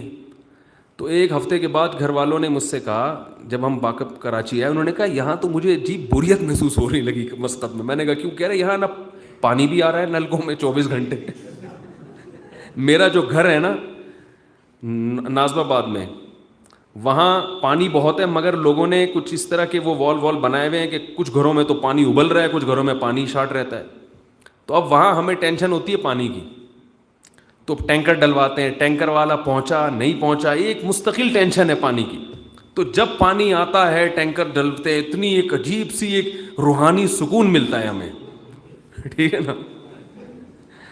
لائٹ جاتی ہے تو آنے کی خوشی ہوتی ہے، اندھیروں سے ایک دم روشنیوں میں آ گئے ہم. تو اس قسم کے بل ادا نہیں ہوا تو وہ ایک ٹینشن ہے، بل لگ کے بہت زیادہ بل، اتنی بجلی استعمال نہیں ہوئی، بل ٹھیک ٹھاک آ گیا. تو کے ای ایس سی والوں سے رابطہ کر رہے ہیں، یار یہ کچھ کم کرو بھائی، ہم تو یہ کیا ہو گیا. تو گھر والوں نے کہا یار یہ تو کوئی مسئلہ ہی نہیں ہے. تو وہ کوئی واقعی عجیب سا محسوس ہو رہا تھا. تو ہمیں اپنے گھر آ کے سکون ملا، دیکھا نل کا کھولا پانی نہیں آ رہا تھا پانی نہیں آ رہا. تو خیر میں اصل بات کی طرف آتا ہوں. تو میں یہ عرض کر رہا تھا کہ وہ ممالک جو ہیں جاپان اور سویڈن، یہ ٹینشن فری ملک ہیں، مگر خودکشی کا ریشو یہاں سب سے زیادہ ہے. کیوں؟ اس لیے کہ اتنی ترقی پہ جا چکے ہیں کہ لیکن قدرت تو معاف نہیں کرتی, قدرت تو تنزل کی طرف لاتی ہے, تو وہ تنزل برداشت نہیں کر سکتے. دنیا کو اصل بنایا, ترقی ترقی ترقی ترقی, اتنا زیادہ ان کے دماغوں میں یہ بھوت سوار ہو گیا کہ اب معمولی زندہ رہنے کا کیا فائدہ, زندہ رہنے کا. تو پیغمبروں نے آ کے, ہاں میں یہ عرض کر رہا تھا, تو کچھ قومیں ایسی ہیں کہ انہوں نے اس ڈپریشن سے نکلنے کے لیے قوم کو راستہ کیا دیا کہ دنیا کو بولے بھائی چھوڑ دو, جنگلوں میں نکل جاؤ, عبادت کرو جنگلوں میں جا کے. راہبوں نے یہی سکھایا, عیسائیوں کے جو بڑے تھے پادری, انہوں نے یہی سکھایا, نہ شادی کرو نہ بچے ہوں, بس تنہا زندگی, ایک دنیا سے دور. وہ ایک آدمی تھا نا, وہ گاؤں کا, دیہات کا, اس کو کسی نے یہی پٹیاں پڑھا دیں کہ بس دنیا سے دور جنگل میں جاؤ. اب یہ دیہاتی لوگ بڑے عجیب ہوتے ہیں. ابھی مجھے ایک صاحب بتا رہے تھے, یہاں ہم جب ایئرپورٹ پہ آئے نا, ادھر وہاں کے دارالسلام کے ایئرپورٹ پہ, تو یہاں انہوں نے ایک مجھے واقعہ سنا, کہہ رہے ہیں گاؤں سے, پاکستان سے کوئی بندہ یہاں آیا, تو کہہ رہے ہیں ہم ایئرپورٹ پہ لے کے, ایئرپورٹ میں بعض دفعہ جہاز تک لے جانے کے لیے بس ہوتی ہے, تو وہ اس کو ایئرپورٹ والوں نے کہا کہ بھئی آپ یہاں بس میں بیٹھیں. تو اس نے کہا ہم نے ٹکٹ جہاز کا دیا, ہم بس میں نہیں بیٹھیں گے. میں نے ٹکٹ کس کا دیا ہے, جہاز کا, میں بس میں نہیں جاؤں گا. تو یہ جو گاؤں دیہات کے لوگ ہیں بڑے سیدھے ہوتے ہیں. تو ایک گاؤں دیہات کے آدمی کو کسی نے ویسے ہی بتا دیا, ٹائم تو ہے نا آپ کے پاس تھوڑے سے, تو کسی گاؤں دیہات کے آدمی کو کسی نے بتا دیا کہ بھئی جنگل میں جاؤ, اللہ اللہ کرو, وہاں جاؤ بڑے درجات ملیں گے, دنیا چھوڑ دو. تو وہ چلا گیا, اس نے کہا چلو وہاں جا کے ذکر کرتا ہوں, شاید کچھ کامیابی مل جائے. تو ٹیلی ویژن والے پہنچ گئے اس کے پاس انٹرویو لینے کے لیے کہ یار یہ کوئی بڑا بزرگ ہے, جو بہت بڑا بزرگ ہے, پوری دنیا, بزرگی کا غلط کنسیپٹ جو میں بتانا چاہ رہا ہوں, یہ تو بہت بڑا بزرگ ہے, اس نے تو ساری دنیا چھوڑ دی, جنگل میں جا کے رہتا ہے. تو اس سے انٹرویو لینا شروع کیا کہ حضرت آپ یہاں کیوں آئے. اس نے کہا بس دنیا فانی ہے, ختم ہونے والی ہے, جوانی کے بعد بڑھاپا ہے اور جدائی ہے رشتوں میں, بس میں نے پہلے ہی دنیا کو کیا کر دیا, خیر آباد, یہاں کے بس اللہ کو یاد کرتا ہوں, اللہ اللہ کرتا ہوں. اس نے کہا اچھا یہ تو واقعی بہت پہنچا ہوا بزرگ ہے. واپس جانے لگے تو انہوں نے اس سے پوچھا کہ آپ کو کسی سے یہاں جانوروں سے ڈر نہیں لگتا, شیر, چیتے, لومڑیاں. اس نے کہا ہم اللہ سے نہیں ڈرتا, ان سے کیا ڈرے گا ہم, ٹھیک نا, ہم خدا سے نہیں ڈرتا, ان سے کیا ڈر لگے گا ہمیں. تو اس کے ذہن میں بزرگی کا تصور کیا بٹھا دیا تھا, ساری دنیا کو چھوڑ دیا جائے. تو کچھ لوگ دنیا میں ایسے آئے جنہوں نے لوگوں کو مس گائیڈ کیا اور ان کو غلط راستہ دیا کہ یہ دنیا چھوڑ دو, کیونکہ یہ ہدف ایسا ہے جو حاصل ہونے کے بعد بھی مس ہو جاتا ہے. جوان ہونے کے بعد پھر بڑھاپا, ترقی کے بعد پھر تنزل, خوبصورتی کے بعد. اب دیکھو یہ جو فلموں کی ہیروئنیں ہوتی ہیں, میرے پاس ایک لڑکے کا فون آیا, کہنے لگا وہ ایک کوئی انڈیا کی کوئی ہیروئن تھی, میں بڑا عاشق ہو گیا ہوں, اس کی ہر وقت تصویریں دیکھتا رہتا ہوں اور میرا بڑا دماغ خراب ہو رہا ہے, بڑی خوبصورت ہے, تو مجھے کوئی علاج. دیکھو یہ اللہ کا شکر ہے, علاج کی فکر ہے. تو میں نے کہا ایسا کرو کہ کوئی, جب آپ دیکھ ہی رہے ہو, بول تو دیکھنا نہیں چاہیے لیکن دیکھ ہی رہے ہو, تو پھر ایسا کرو 1960 کی کوئی ہیروئن دیکھو اور وہ دیکھو ابھی 2018 میں کیسی لگ رہی ہے. ٹھیک ہے,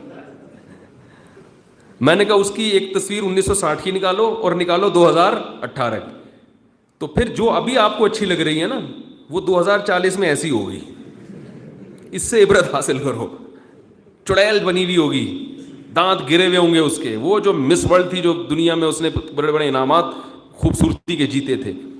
تو یہ جو تنزل ہے اس کا بعض لوگوں نے حل کیا نکالا, اس دنیا کو چھوڑ دیا. ابھی ہم جا رہے ہیں نا جنگل میں, تو کسی نے بتایا جنگل میں قوم رہتی ہے جو دنیا چھوڑ چھاڑ کے بیٹھی ہوئی ہے, نہ کپڑے میں, تو ان کو دعا کریں وہ ہمیں مل جائیں تو ان کا انٹرویو لیں گے انشاءاللہ. تو یہ غلط حل تھا, اس لیے کہ اللہ تعالیٰ نے یہاں کی جو نعمتیں رکھی ہیں اس لیے تھوڑی رکھی ہیں کہ ان کو چھوڑ دیا جائے. بھائی سوال پیدا ہوتا ہے, اگر خربوزے سے پرہیز ہی کرانا تھا تو خربوزہ پیدا کیوں کیا اللہ نے, ہے بھائی؟ اگر اللہ نے جوانی سے پرہیز کروانا تھا تو جوانی کی نعمت دی کیوں؟ اگر اللہ نے نکاح سے بچانا تھا تو مرد اور عورت کو پیدا کیا کیوں؟ اللہ نے اگر اولاد کوئی نعمت ہی نہیں رکھی تو پھر اولاد دیتا کیوں ہے اللہ تعالیٰ؟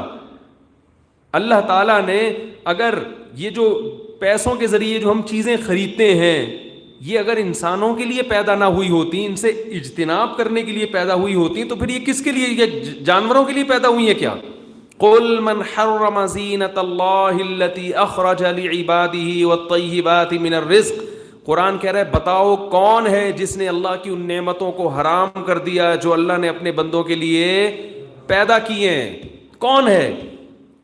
پتہ یہ چلا کہ یہ اس کا اصل حل بولے بھائی نہیں ہے۔ پھر سوال وہیں آ کے کھڑا ہوتا ہے کہ پھر اگر اللہ نے یہ دی ہیں تو اللہ چھینتا کیوں ہے؟ بھائی اگر میں آپ کو کوئی گفٹ دوں، آپ کو میں کہوں یہ گھڑی یا یہ موبائل آپ کو گفٹ ہے، آپ کہیں کہ بھائی یہ گفٹ ہے، میں نہیں، مجھے نہیں چاہیے، میں اس سے کنارہ کشی اختیار کرتا ہوں، تو مجھے غصہ آئے گا نا؟ تو اللہ کو بھی غصہ آتا ہے کہ اللہ کہتے ہیں میں نے یہ نعمتیں دیں اور تم چھوڑ کے کہاں جا کے رہتے ہو؟ جنگل میں۔ تو اللہ کو بھی غصہ آتا ہے۔ لیکن اب یہ معاملہ یہ تبدیل ہو گیا، سچویشن یہ بن گئی کہ میں آپ کو گفٹ دے رہا ہوں اور آپ ایوائڈ کر رہے ہیں، تو میں کہوں میری نعمت سے اعراض کر رہے ہو، آپ کہتے ہیں چلو ٹھیک ہے دے دو، تو آپ کہتے ہو میں دے تو رہا ہوں لیکن واپس لے لوں گا، تو اب غصہ کس کو آئے گا؟ بھائی پہلے تو دینے والے کو مجھے غصہ آ رہا تھا نا، اب جو لینے والا ہے گفٹ اس کو غصہ آئے گا کہ جب واپس لینا ہے تو دے کیوں رہے ہو؟ بھائی پولیس بلوائیں یار، ان کو نہیں سمجھ میں آ رہا۔ مثال سمجھ میں آ رہی ہے جو میں سمجھانا چاہ رہا ہوں؟ بھائی سچویشن بالکل کیا ہو گئی، الٹ گئی ہے۔ میں گفٹ دے رہا ہوں، آپ لے نہیں رہے، تو غصہ کسے آئے گا؟ مجھے آئے گا۔ تو جو لوگ جنگلوں میں نکل جاتے ہیں، دنیا چھوڑ دیتے ہیں، نہ پیسہ کماتے ہیں، نہ نکاح کرتے ہیں، نہ خاندان کا خیال اور بس نہ اپنی صحت کا خیال، سب کنارہ کشی اختیار کر لی، تو اللہ کو غصہ آتا ہے کہ میں نعمتیں دے رہا ہوں اور یہ نعمتوں سے اجتناب کر رہے ہیں۔ لیکن اگر میں یہ کہوں کہ میں نعمتیں دے تو رہا ہوں آپ کو، یہ موبائل دے رہا ہوں، یہ گھڑی دے رہا ہوں، یہ فلانی چیز دے رہا ہوں، یہ پیسے دے رہا ہوں، لیکن میں واپس لے لوں گا آپ سے، تو اب غصہ کس کو آئے گا؟ آپ کو۔ تو اب ہمیں بھی غصہ آنا چاہیے، اللہ جب یہ تو جوانی بھی دے رہا ہے، یہ نعمتیں بھی دے رہا ہے، تو چھینتا کیوں ہے بھائی؟ تو غصہ کس کو آنا چاہیے؟ ہمیں۔ تبھی آتا بھی ہے، صرف یہ نہیں کہ چاہیے، آتا بھی بہت ہے، لیکن وہ کچھ کر سکتے نہیں ہیں تو مجبوراً گھٹ گھٹ کے۔ جب انسان کا پہلا بال سفید ہوتا ہے نا، اس دن سے وہ گھٹنا شروع ہو جاتا ہے کہ یار اب تک تو میں جوان تھا، پہلا بال سفید، تو اس کی اتنی ٹینشن ہوتی ہے کہ اس بال کو توڑتا ہے۔ وہ ہوتا ہے نا، ہمارے پاس فون آتے ہیں حضرت سفید بال نوچ سکتے ہیں، یہ اس لیے تو فون آتا ہے کہ ابھی تک تو جوان تھے، پکڑے جا رہے ہیں کس سے؟ بال سے پکڑے جا رہے ہیں۔ تو شروع میں تو وہ توڑ دیتا ہے، پھر وہ سوچتا ہے کہ یار کتنے توڑوں، دوسرے دن دوسرا بال، تیسرے دن تیسرا بال، چوتھے دن اب یہ جو کالے بالوں کی نعمت ہے اللہ کیا کر رہے ہیں؟ یعنی جوانی چھیننے کی ابتدا کہاں سے شروع ہو رہی ہے؟ بالوں کی سفیدی سے، یہاں سے ابتدا شروع ہو رہی ہے جوانی چھیننے کی۔ تو پھر کیا کرتا ہے انسان؟ کہتا ہے توڑنے سے بہتر ہے کلر چینج کر لو، کہ یار گنجا ہی نہ ہو جاؤ نا، تو کلر لگانا شروع کرتا ہے۔ لیکن فطرت یہاں بھی نہیں رکتی، معاف نہیں کرتی۔ فطرت کہتی ہے کلر لگا لیا ٹھیک ہے، بلیک ہو گئے، براؤن ہو گئے، کچھ بھی ہو گئے، تھوڑے دنوں پہ تو اس پہ روتے رہو گے، یہ کالے کیوں ہو رہے ہیں، کچھ دنوں میں غم یہ ہوگا یہ شارٹ کیوں ہو رہے ہیں، سر سے غائب کیوں ہو رہے ہیں۔ چلو سفید تھے تو صحیح نا، اب تو کلر لگانے کے لیے بھی کچھ، گھر میں کلر کے ڈبے پڑے ہوئے، لگائیں کہاں؟ لگانے کے لیے بال ہے ہی نہیں۔ تو غصہ آتا ہے نا کس پہ؟ اللہ پہ۔ یہ کیا بھائی؟ پھر کمر جھکنا، پھر بالوں کو غم بھول جاتا ہے انسان، پھر موٹاپا آ رہا ہے، چربی آ رہی ہے، ڈاکٹر کہتے ہیں یہ نہیں کھاؤ وہ نہیں کھاؤ، پھر بیماریاں حملہ، پھر شوگر، پھر بلڈ پریشر، میٹھا چھوٹ گیا، پراٹھے چھوٹ گئے، انڈے چھوٹ گئے، دلیے پہ آ گیا، تو چلو دلیا چبا کے نکل رہا ہے، کچھ دن کے بعد دانت بھی ساتھ چھوڑنا شروع۔ پہلے ایک داڑھ گری، پھر دوسری داڑھ گری، وہ لگوا لی، تیسری، پوری 32 لگ جاتی ہے پھر تھوڑے دنوں میں آ کے۔ جب کہیں مسکرانا ہوتا ہے 32 لگاتا ہے، مسکرائے گا، جب گھر میں گیا تو وہ ہٹا کے بھئی سونے سے پہلے اب پبلک کو دکھانے کی ضرورت نہیں۔ اور یہ بھی وہ حضرت مجذوب رحمۃ اللہ علیہ کا شعر ہے نا، تجھے پہلے بچپن نے برسوں کھلایا، جوانی نے پھر تجھ کو مجنوں بنایا, بڑھاپے نے پھر آ کے کیا کیا ستایا, اجل تیرا کر دے گی بالکل صفایا. تو سوال پیدا ہوتا ہے کہ جب یہ اللہ نعمتیں دیتا ہے تو چھینتا کیوں ہے؟ اس سوال کا جواب دنیا میں کسی کے پاس نہیں ہے. تبھی دنیا اندھیرے کی طرف چل رہی ہے. چاہے وہ کتنی, ہم غیر مسلم کی ترقی کو دیکھتے ہیں, اس کے ویژن کو نہیں دیکھتے. بتاؤ دنیا میں کسی کی زندگی کا کوئی ویژن ہی نہ ہو, کیا وہ قابل تقلید ہے؟ بولو بھائی. آپ کسی ایسے بس کے پیچھے جا رہے ہیں جس کا اپنا کوئی اسٹاپ ہی نہیں ہے, جس کو یہی نہیں پتا میں نے جانا کہاں ہے, تو اس بس کے پیچھے چلو گے؟ ہم اس غیر مسلم کے پیچھے چل رہے ہیں جس کا کوئی ہدف, بولو بھائی, ہے ہی نہیں. صرف ترقی کے, یار انہوں نے جہاز بنا لیے, انہوں نے تو راکٹ بنا لیے, انہوں نے تو 500 کلومیٹر فی گھنٹہ کی اسپیڈ سے بھاگنے والی ٹرینیں بنا لی. تو یہ تو ترقی ہے, یہ ہدف تھوڑی ہے. یہ تو جیسے انسان کو موت آتی ہے نا, اس کائنات کو بھی موت آئے گی. یہ جتنی بڑی بڑی بلڈنگیں ہیں, قرآن کہتا ہے کہ ایک دھماکے کے ساتھ اللہ اس پوری کائنات کو تباہ. جیسے انسان ترقی کرتے کرتے کہاں تک پہنچتا ہے, پھر موت کے گھاٹ اترتا ہے, تو ایک موت اس کائنات پہ بھی آئے گی جیسے کہ انسانوں پہ موت آتی ہے, تو اس کائنات پہ بھی موت آنے والی ہے. یہ ساری ترقی اپنی تمام تر ترقیوں کے باوجود زمین بوس ہونے والی ہے. فَيَذَرُهَا قَاعًا صَفْصَفًا, قرآن کہتا ہے چٹیل میدان بنا دوں گا پوری زمین کو. جیسے زمین کی ابتدا ہوئی تھی نا, بالکل جیسے ہم مٹی سے بنے ہیں, مٹی سے بن کے چلتے پھرتے پھر کیا ہو جاتے ہیں, مٹی. ایسے ہی یہ زمین جیسے چٹیل میدان تھی, ترقی کی انتہا کو پہنچ کے دوبارہ کیا ہو جائے گی, چٹیل میدان. تو جس کافر کا, جس انگریز کا کوئی ویژن ہی نہیں ہے, اس کی کو فالو کرنا کہ میں بھی ویسا بنوں, یہ بہت بڑی حماقت ہے یا نہیں ہے؟ دنیا میں فالو اس کو کیا جاتا ہے جس کا کوئی ہدف ہو, ان کا کوئی ہدف ہی نہیں ہے. ایک حماقت تو یہ ہے کہ جس کا کوئی ہدف ہی نہ اس کو فالو کرے, دوسری حماقت یہ جس کا ہدف غلط ہو اس کو فالو کرے, یہ اس سے بھی بڑی حماقت. بہت مشکل ہے بھائی. دیکھو مجھے ایک بات بتاؤ, ایک بس جا رہی ہے, اردو تو ماشاءاللہ سب سمجھتے ہیں نا, ہمارے جو کراچی والے ہیں نا, کراچی والے, آپ تو سارے انڈیا کے ہیں نا زیادہ تر, اس لیے آپ کو ایک خوشخبری سنا رہا ہوں. جو انڈین اردو ہے نا صرف کراچی میں بولی جاتی ہے, حقیقت بتا رہا ہوں, کیونکہ سندھ کی اصل زبان سندھی ہے, تو وہ اردو بولتے ہیں مگر اس میں سندھی کا لب و لہجہ ہوتا ہے. پنجاب کی اصل زبان کیا ہے, پنجابی, تو وہ اردو بولتے ہیں تو اس میں لک کس کا آتا ہے, تھوڑا سا تڑکا ان کی اپنی زبان کا بھی. ادھر KPK میں چلے جائیں تو ان کی اخپل زبان کون سی ہے, پشتو ہے, تو جب وہ اردو بولتے ہیں تو تھوڑا سا پشتو کا لک آتا ہے. تو یہ جو کراچی جو مائگریٹ, ہمارے جو پنجاب میں رشتہ دار ہیں, وہ جب اردو بولتے ہیں تو تھوڑا سا پنجابی کا لک آتا ہے. تو جو انڈیا کے لوگ کراچی مائگریٹ کر کے آئے نا, وہ خالص کون سی زبان بولتے ہیں, انڈین اردو بولتے ہیں. تو میں یہ شو مارنے کے لیے نہیں کہہ رہا, اس لیے کہہ رہا ہوں کہ اگر یہ بھی سمجھ میں نہیں آ رہی نا آپ لوگوں کے, پھر آپ کی سمجھ میں اردو, بولو بھائی, پھر انگلش میں بیان کرنا پڑے گا, کیونکہ اس سے زیادہ میں سمجھتا ہوں کہ آسان اردو انڈیا والوں کے لیے نہیں بولی جا سکتی.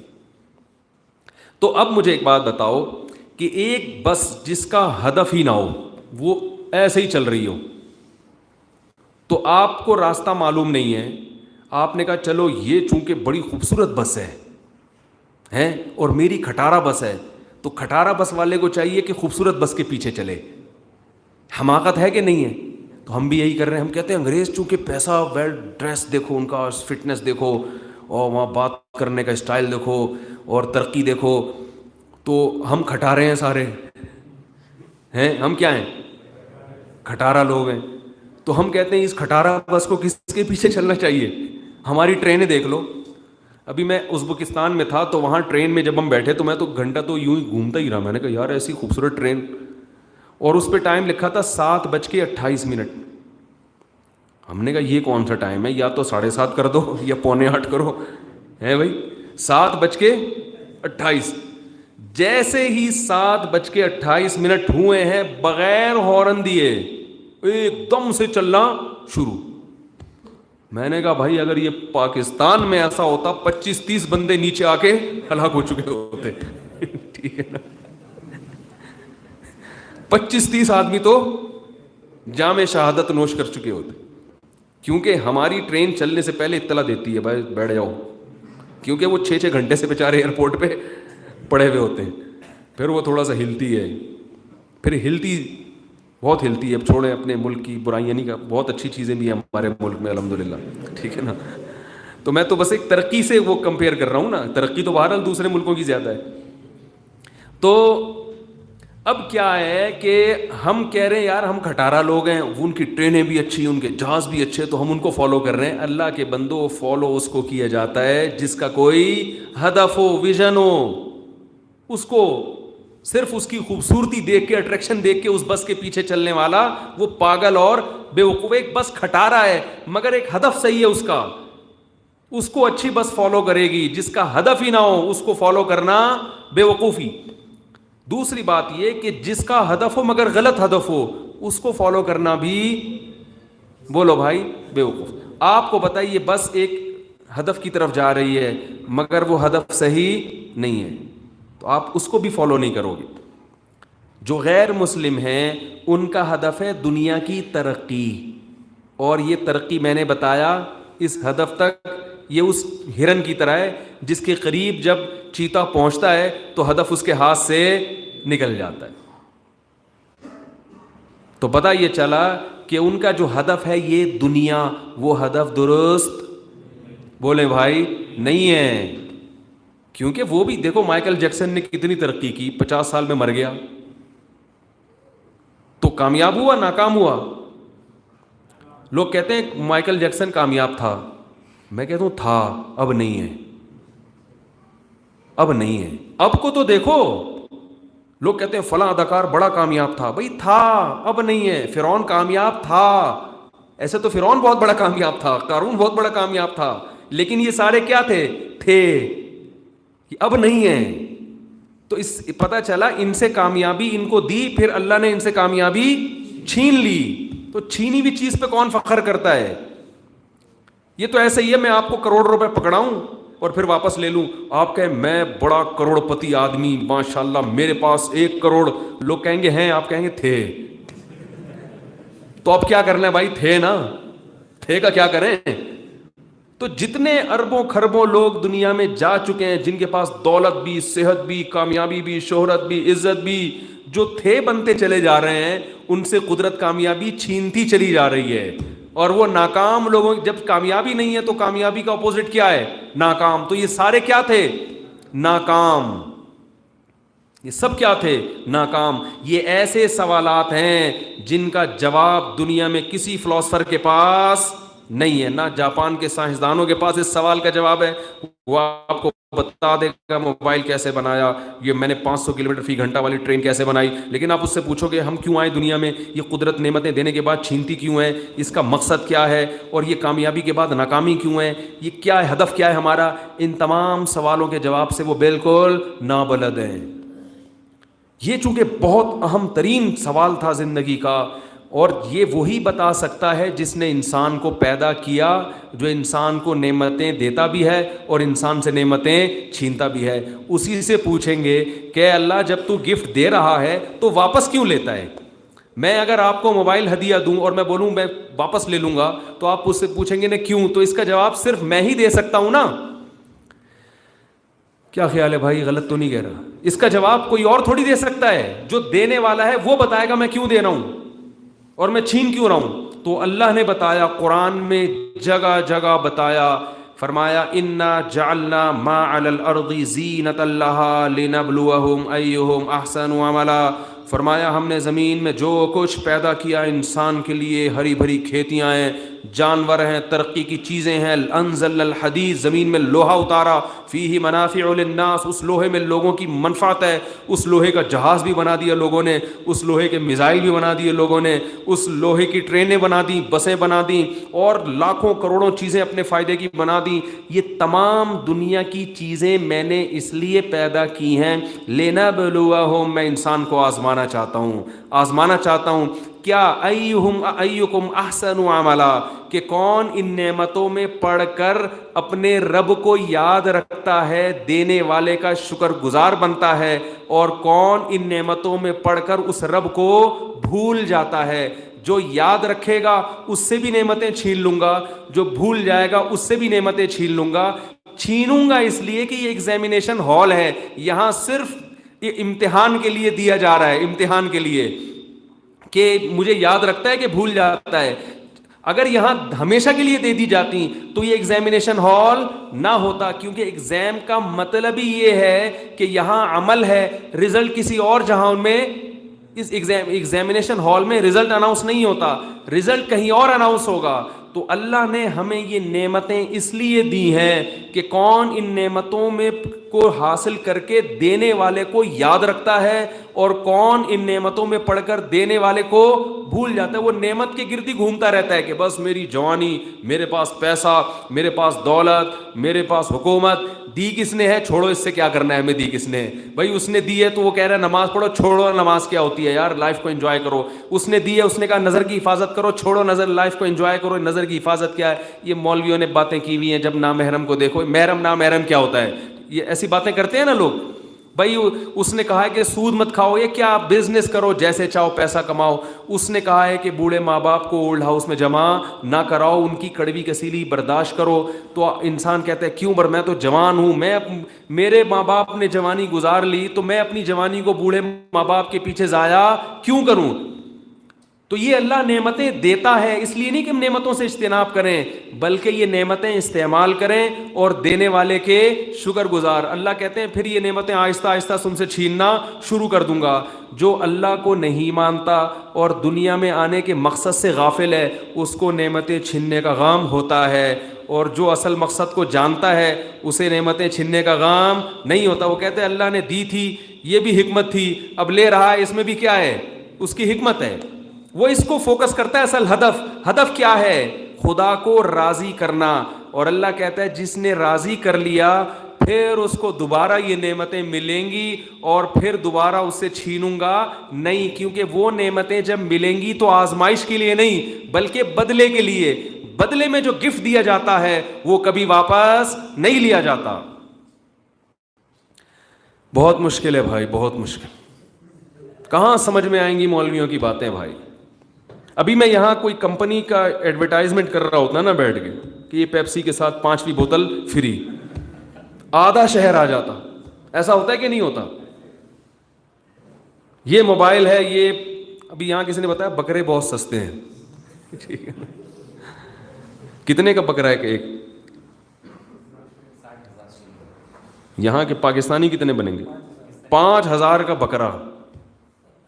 اب اگر یہ ہم کراچی میں بیٹھے ہوتے یا انڈیا میں بیٹھے ہوتے اور میں کہتا 5,000 کا بکرا, تو کم سے کم 50,000 لوگ تقریر سننے, کیا خیال ہے, آتے کہ نہیں آتے.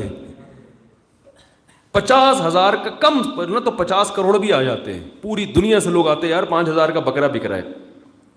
تو اصل بات یہ ہے کہ یہ جو دنیا ہے یہ اصل, بولو بھائی, نہیں ہے. نہ اس کو چھوڑنا ہے, رکھنا ہے, مگر دل نہیں لگانا.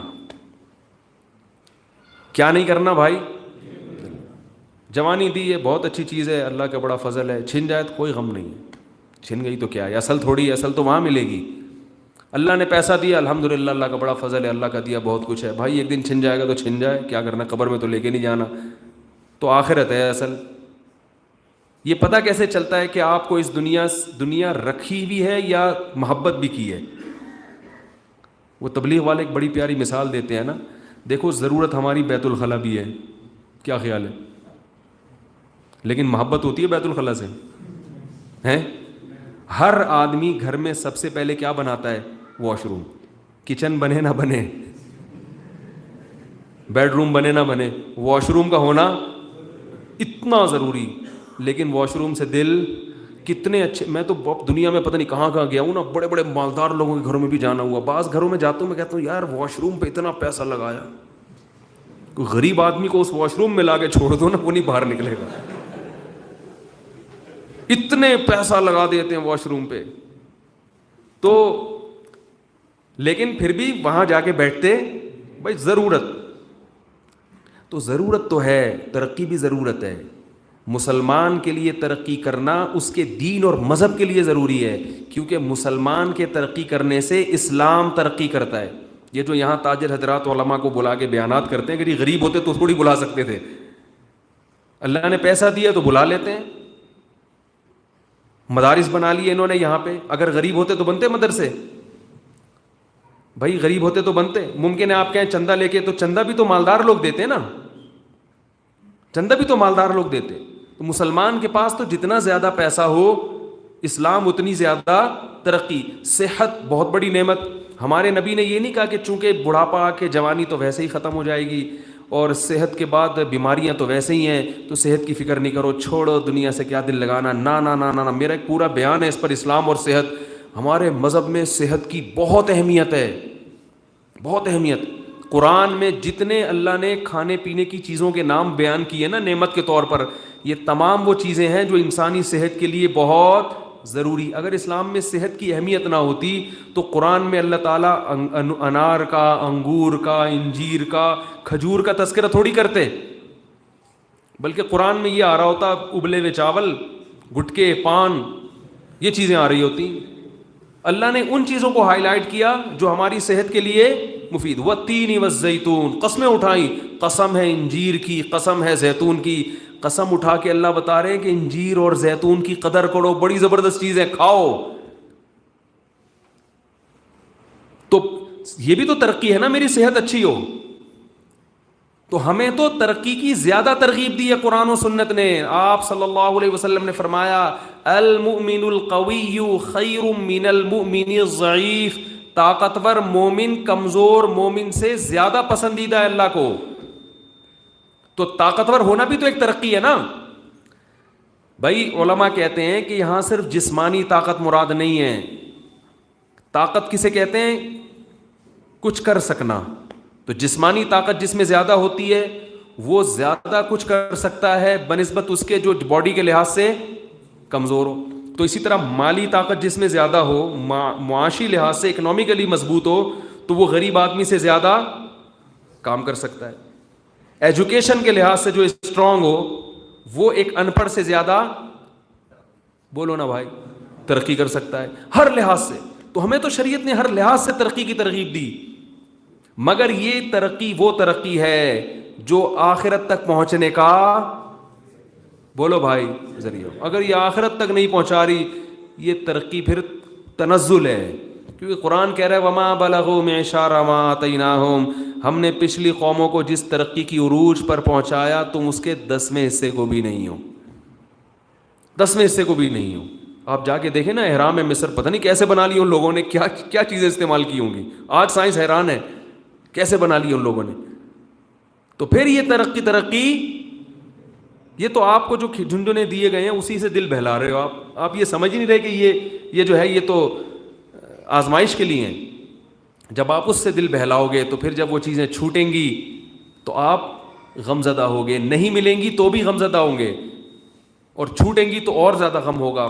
مسلمان ترقی کی کوشش کرتا ہے مگر اس ترقی کو ذریعہ بناتا ہے آخرت کی ترقی کا. اس لیے یہ والی ترقی مل جائے تو بھی غم، تو بھی خوشی ہے، نہ ملے تو بھی خوشی. کہتے ہیں چونکہ وہ والی ترقی تو آپ کی کوشش پر اس کا مدار ہے، وہ حقیقت پر نہیں ہے. بھائی ایک آدمی صحت کی کوشش کرتا ہے لیکن اللہ کی طرف سے بیماری آ جاتی ہے تو ثواب تو مل گیا نا. خودکشی حرام ہے نا. کیوں حرام ہے؟ اس لیے کہ آپ کو جو اللہ نے صحت دی تھی، جو آپ کو اللہ نے نعمت دی تھی، آپ نے وہ ساری نعمتیں ضائع کر دیں. تو خودکشی جیسے ایک دم سے اپنے آپ کو مارنا حرام ہے، تو آہستہ آہستہ ختم کرنا بھی تو غلط ہوا نا. تو جو سگریٹ پی رہے ہیں وہ ایک دم سے نہیں مار رہے، وہ تھوڑا تھوڑا کر کے مار رہے ہیں اپنے آپ کو، تو وہ بھی تو کوئی ثواب کا کام نہیں ہوا نا. نہیں آ رہی بھائی، بہت مشکل ہے. تو اسی طرح جو صحت کا خیال نہیں رکھ رہا تو وہ آہستہ آہستہ موت کی طرف جا رہا ہے، تو شریعت اس کو بھی تو پسند نہیں کرے گی نا. تو جتنا ہماری شریعت میں ترقی کی اہمیت ہے اس سے زیادہ اہمیت کسی اور مذہب میں نہیں ہے. وہ الگ بات ہے ہم چونکہ کسی کام کے نہیں ہیں، نہ ادھر کے نہ ادھر کے، تو ہم نہ نماز کا خیال کرتے ہیں نہ صحت کا، ہم تو نہ عبادت کے نہ دین کے نہ دنیا کے، کہیں کے بھی نہیں. وہ میں یہ چٹکلا بہت سناتا ہوں لیکن وہ بڑا زبردست ہے. یہ بہت سے لوگ سن کے بیزار تو ہو گئے ہوں گے لیکن یہ بڑا فٹ ہوتا ہے. ہمارے ایک دوست تھے، وہ کسی بزرگ کی خانقاہ میں آئے نا، اصلاح کروانے کے لیے. تو جب وہ آئے تو ان کا وزن بڑھنا شروع, صحت بہت اچھی ہو گئی, گردن فٹ فاٹ موٹی. میں نے کہا یار آپ دن بدن موٹے ہوتے جا رہے ہیں. تو بڑے مزاحیہ بھی تھے, انہوں نے کہا دیکھو انسان کو دو فکریں گھلاتی ہیں, دو ٹینشنیں ایسی ہیں جو انسان کو کیا کرتی ہیں دبلا, ایک دنیا کی فکر یا آخرت کی فکر. بھائی بعض لوگ بیوی بچوں کا غم, پیسے کا غم, گھر میں راشن نہیں ہے, بچے نے اسکول میں نمبر کیوں نہیں اچھے آ رہے, ترقی کیوں نہیں کر رہا, ان غموں میں کچھ لوگ گھلتے ہیں. اور کچھ گھلتے ہیں آخرت کے غم میں کہ یار پتہ نہیں آخرت میں کیا بنے گا میرا, میرے اعمال اچھے نہیں ہیں, نہ ماں باپ کی خدمت کر رہا ہوں آخرت میں, یا تو اس غم سے گھلتا ہے نا. بھائی دو ہی غم ہیں. تو وہ کہتے ہیں کہ جب میں خانقاہ میں آیا دنیا کی فکر تو ختم ہو گئی, دنیا کی فکر کیا ہو گئی ختم, آخرت کی پیدا ہوئی نہیں.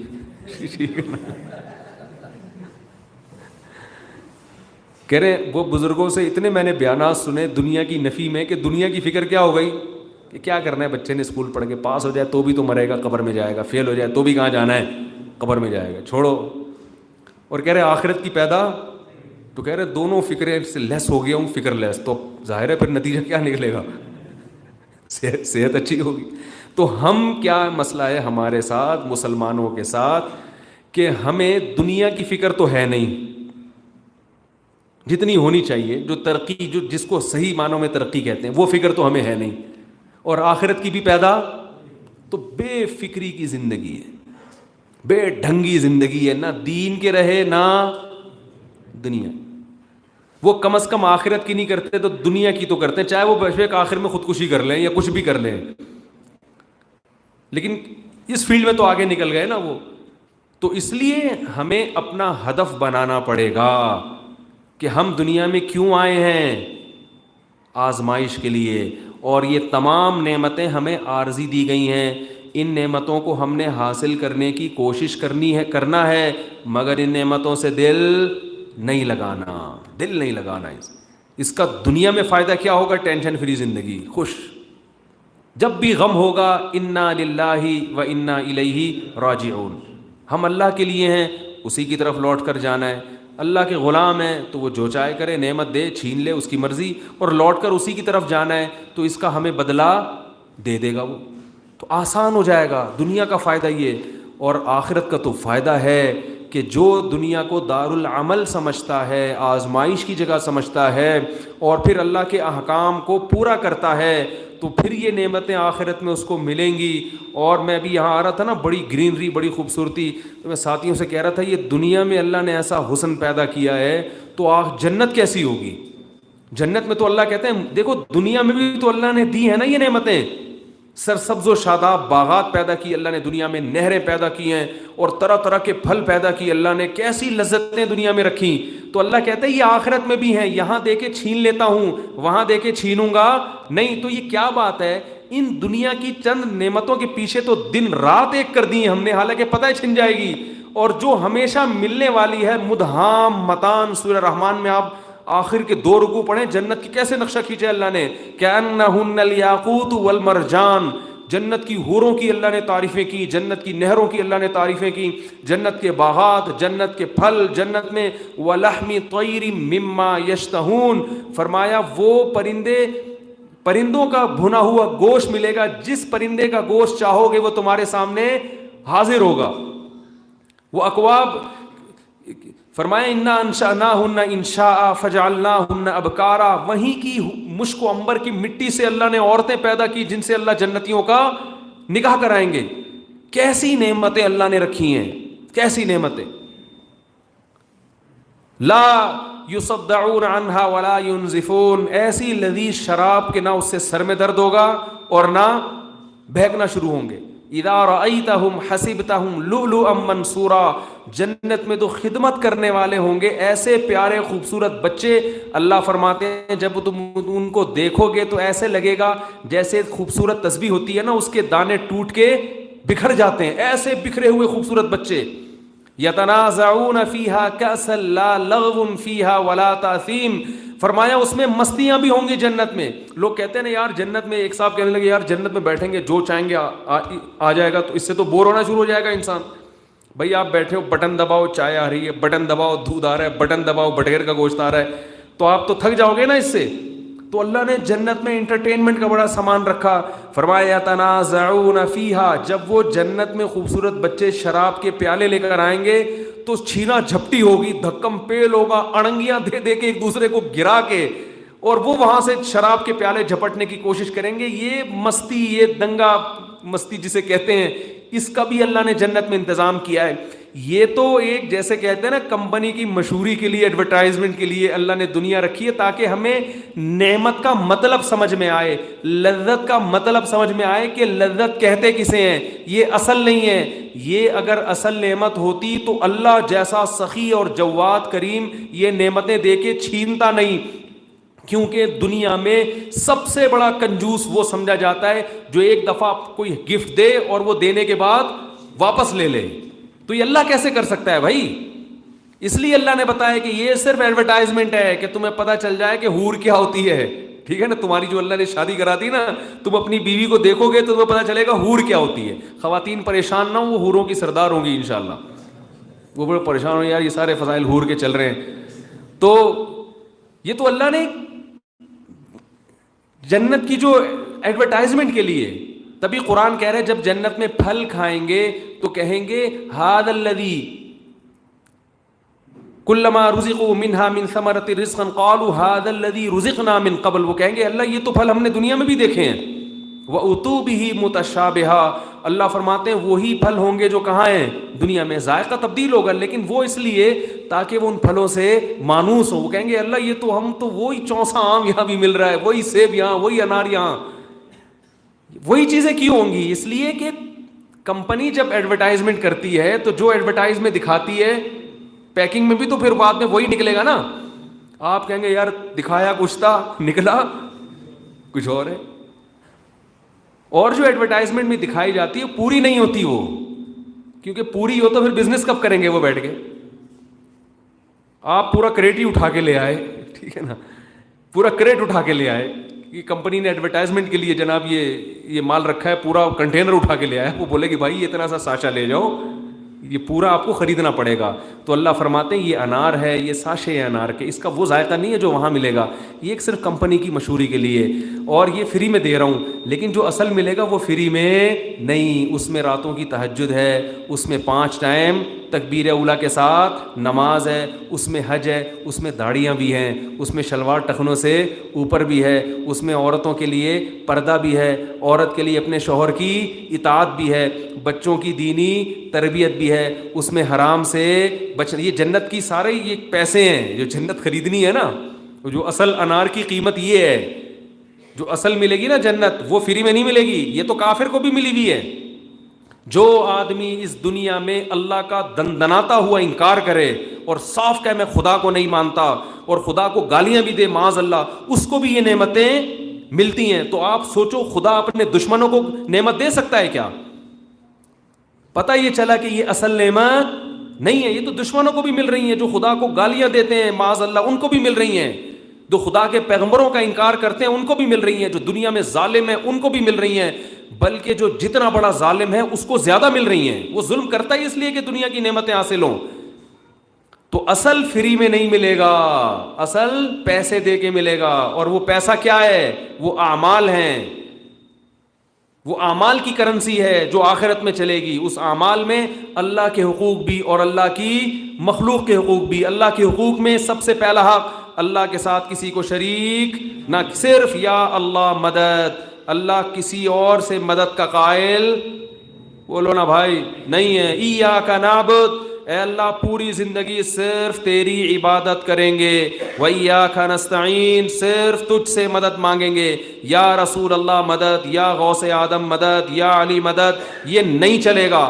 اگر اللہ کے ساتھ کسی اور کو پکارنا شروع کر دیا, اللہ کہتا ہے ناک رگڑ رگڑ کے میرے سامنے محراب بنا لو, میں مشرک کی مغفرت نہیں کروں گا, کیونکہ یہ غیرت کا سودا ہے. باپ ایک ہوتا ہے, معبود ایک ہوتا ہے. آپ نے اپنے باپ کی خدمت کی صبح و شام, مگر آپ کہہ رہے ہیں ابا آپ بھی میرے ابا ہو, وہ بھی میرا ابا. ابا گھر سے فوراً کان سے پکڑ کے باہر نکال دے گا. وہ ساری خدمتوں کو جو ہے رائگاں جائیں گی. اللہ کہتے ہیں میرے ساتھ کسی کو پکارا تو اعمالہم کرماد اشتدت بہ الریح فی یوم عاصف, نیکیوں کے پہاڑ بھی لے کر آؤ گے تو راکھ کے ایک ہوا کا جھونکا ان نیکیوں کو اڑا دے گا. تو سب سے پہلا عمل کیا ہے؟ عقیدہ, توحید. ہم توحید پہ کمپرومائز نہیں کر سکتے. دوسرا خدا کے پیغمبروں کو ماننا ہے. بعض لوگ اللہ کو مانتے ہیں لیکن کہتے ہیں کوئی پیغمبر نہیں, تو اللہ کو ایسا ماننا نہ ماننا برابر, کیونکہ جب پیغمبر ہی نہیں ہے تو اللہ کا پیغام کون لے کر آیا؟ تو ایسے گاڈ کا کیا کرنا ہے بھائی؟ ہے بھائی جس کا اپنے بندوں سے کوئی لنک ہے ہی نہیں, کوئی حکام دی, کیونکہ پیغمبر کو نہیں مانو گے تو اللہ کے حکام کس نے بتایا آپ کو؟ کس نے بتایا؟ پھر کسی کے پاس بھی نہیں ہے. تو ایسے گاڈ کو ماننا نہ ماننا کیا ہے؟ اللہ کہتے ہیں پیغمبروں کو بھی مانو کیونکہ یہ پیغام لے کر آئے ہیں, ان کا انکار مت کرو. اور سب سے آخری پیغمبر محمد صلی اللہ علیہ وسلم کو نبی نے فرمایا لا یؤمن بی احد من لا يسمع بی احد من هذه الامه یہودیا کان او نصرانیا ثم لم یؤمن بالذی ارسلت به الا دخل النار. فرمایا جب اللہ نے مجھے نبی بنا کے بھیجا, کسی شخص پر بھی میری نبوت کی دعوت پہنچی, کسی کو بھی پتا چلا کہ محمد صلی اللہ علیہ وسلم ایک عرب میں ایک شخص آئے تھے جنہوں نے نبوت کا دعویٰ کیا, جو اللہ کا پیغام لے کر آئے, ان کے یہ معجزے تھے, ان کے دین کو اللہ نے غالب کرنا تھا, تو جس کو بھی میرے بارے میں پتا چلا اور اس نے تحقیق کر کے مجھ تک پہنچنے کی کوشش نہ کی, مجھ پر ایمان نہ لایا, اس کی کوئی نیکی قابل قبول نہیں ہے, کیونکہ وہ اللہ تک پہنچنے کا ایک ہی راستہ ہے. وہ کیا ہے؟ محمد صلی اللہ علیہ وسلم. اگر کسی نے اس کا انکار کر دیا تو گویا وہ یہ کہہ رہا ہے کہ میرے پاس اللہ تک پہنچنے کا کوئی راستہ نہیں ہے, تو پھر گویا اللہ کا انکار کر دیا اس نے.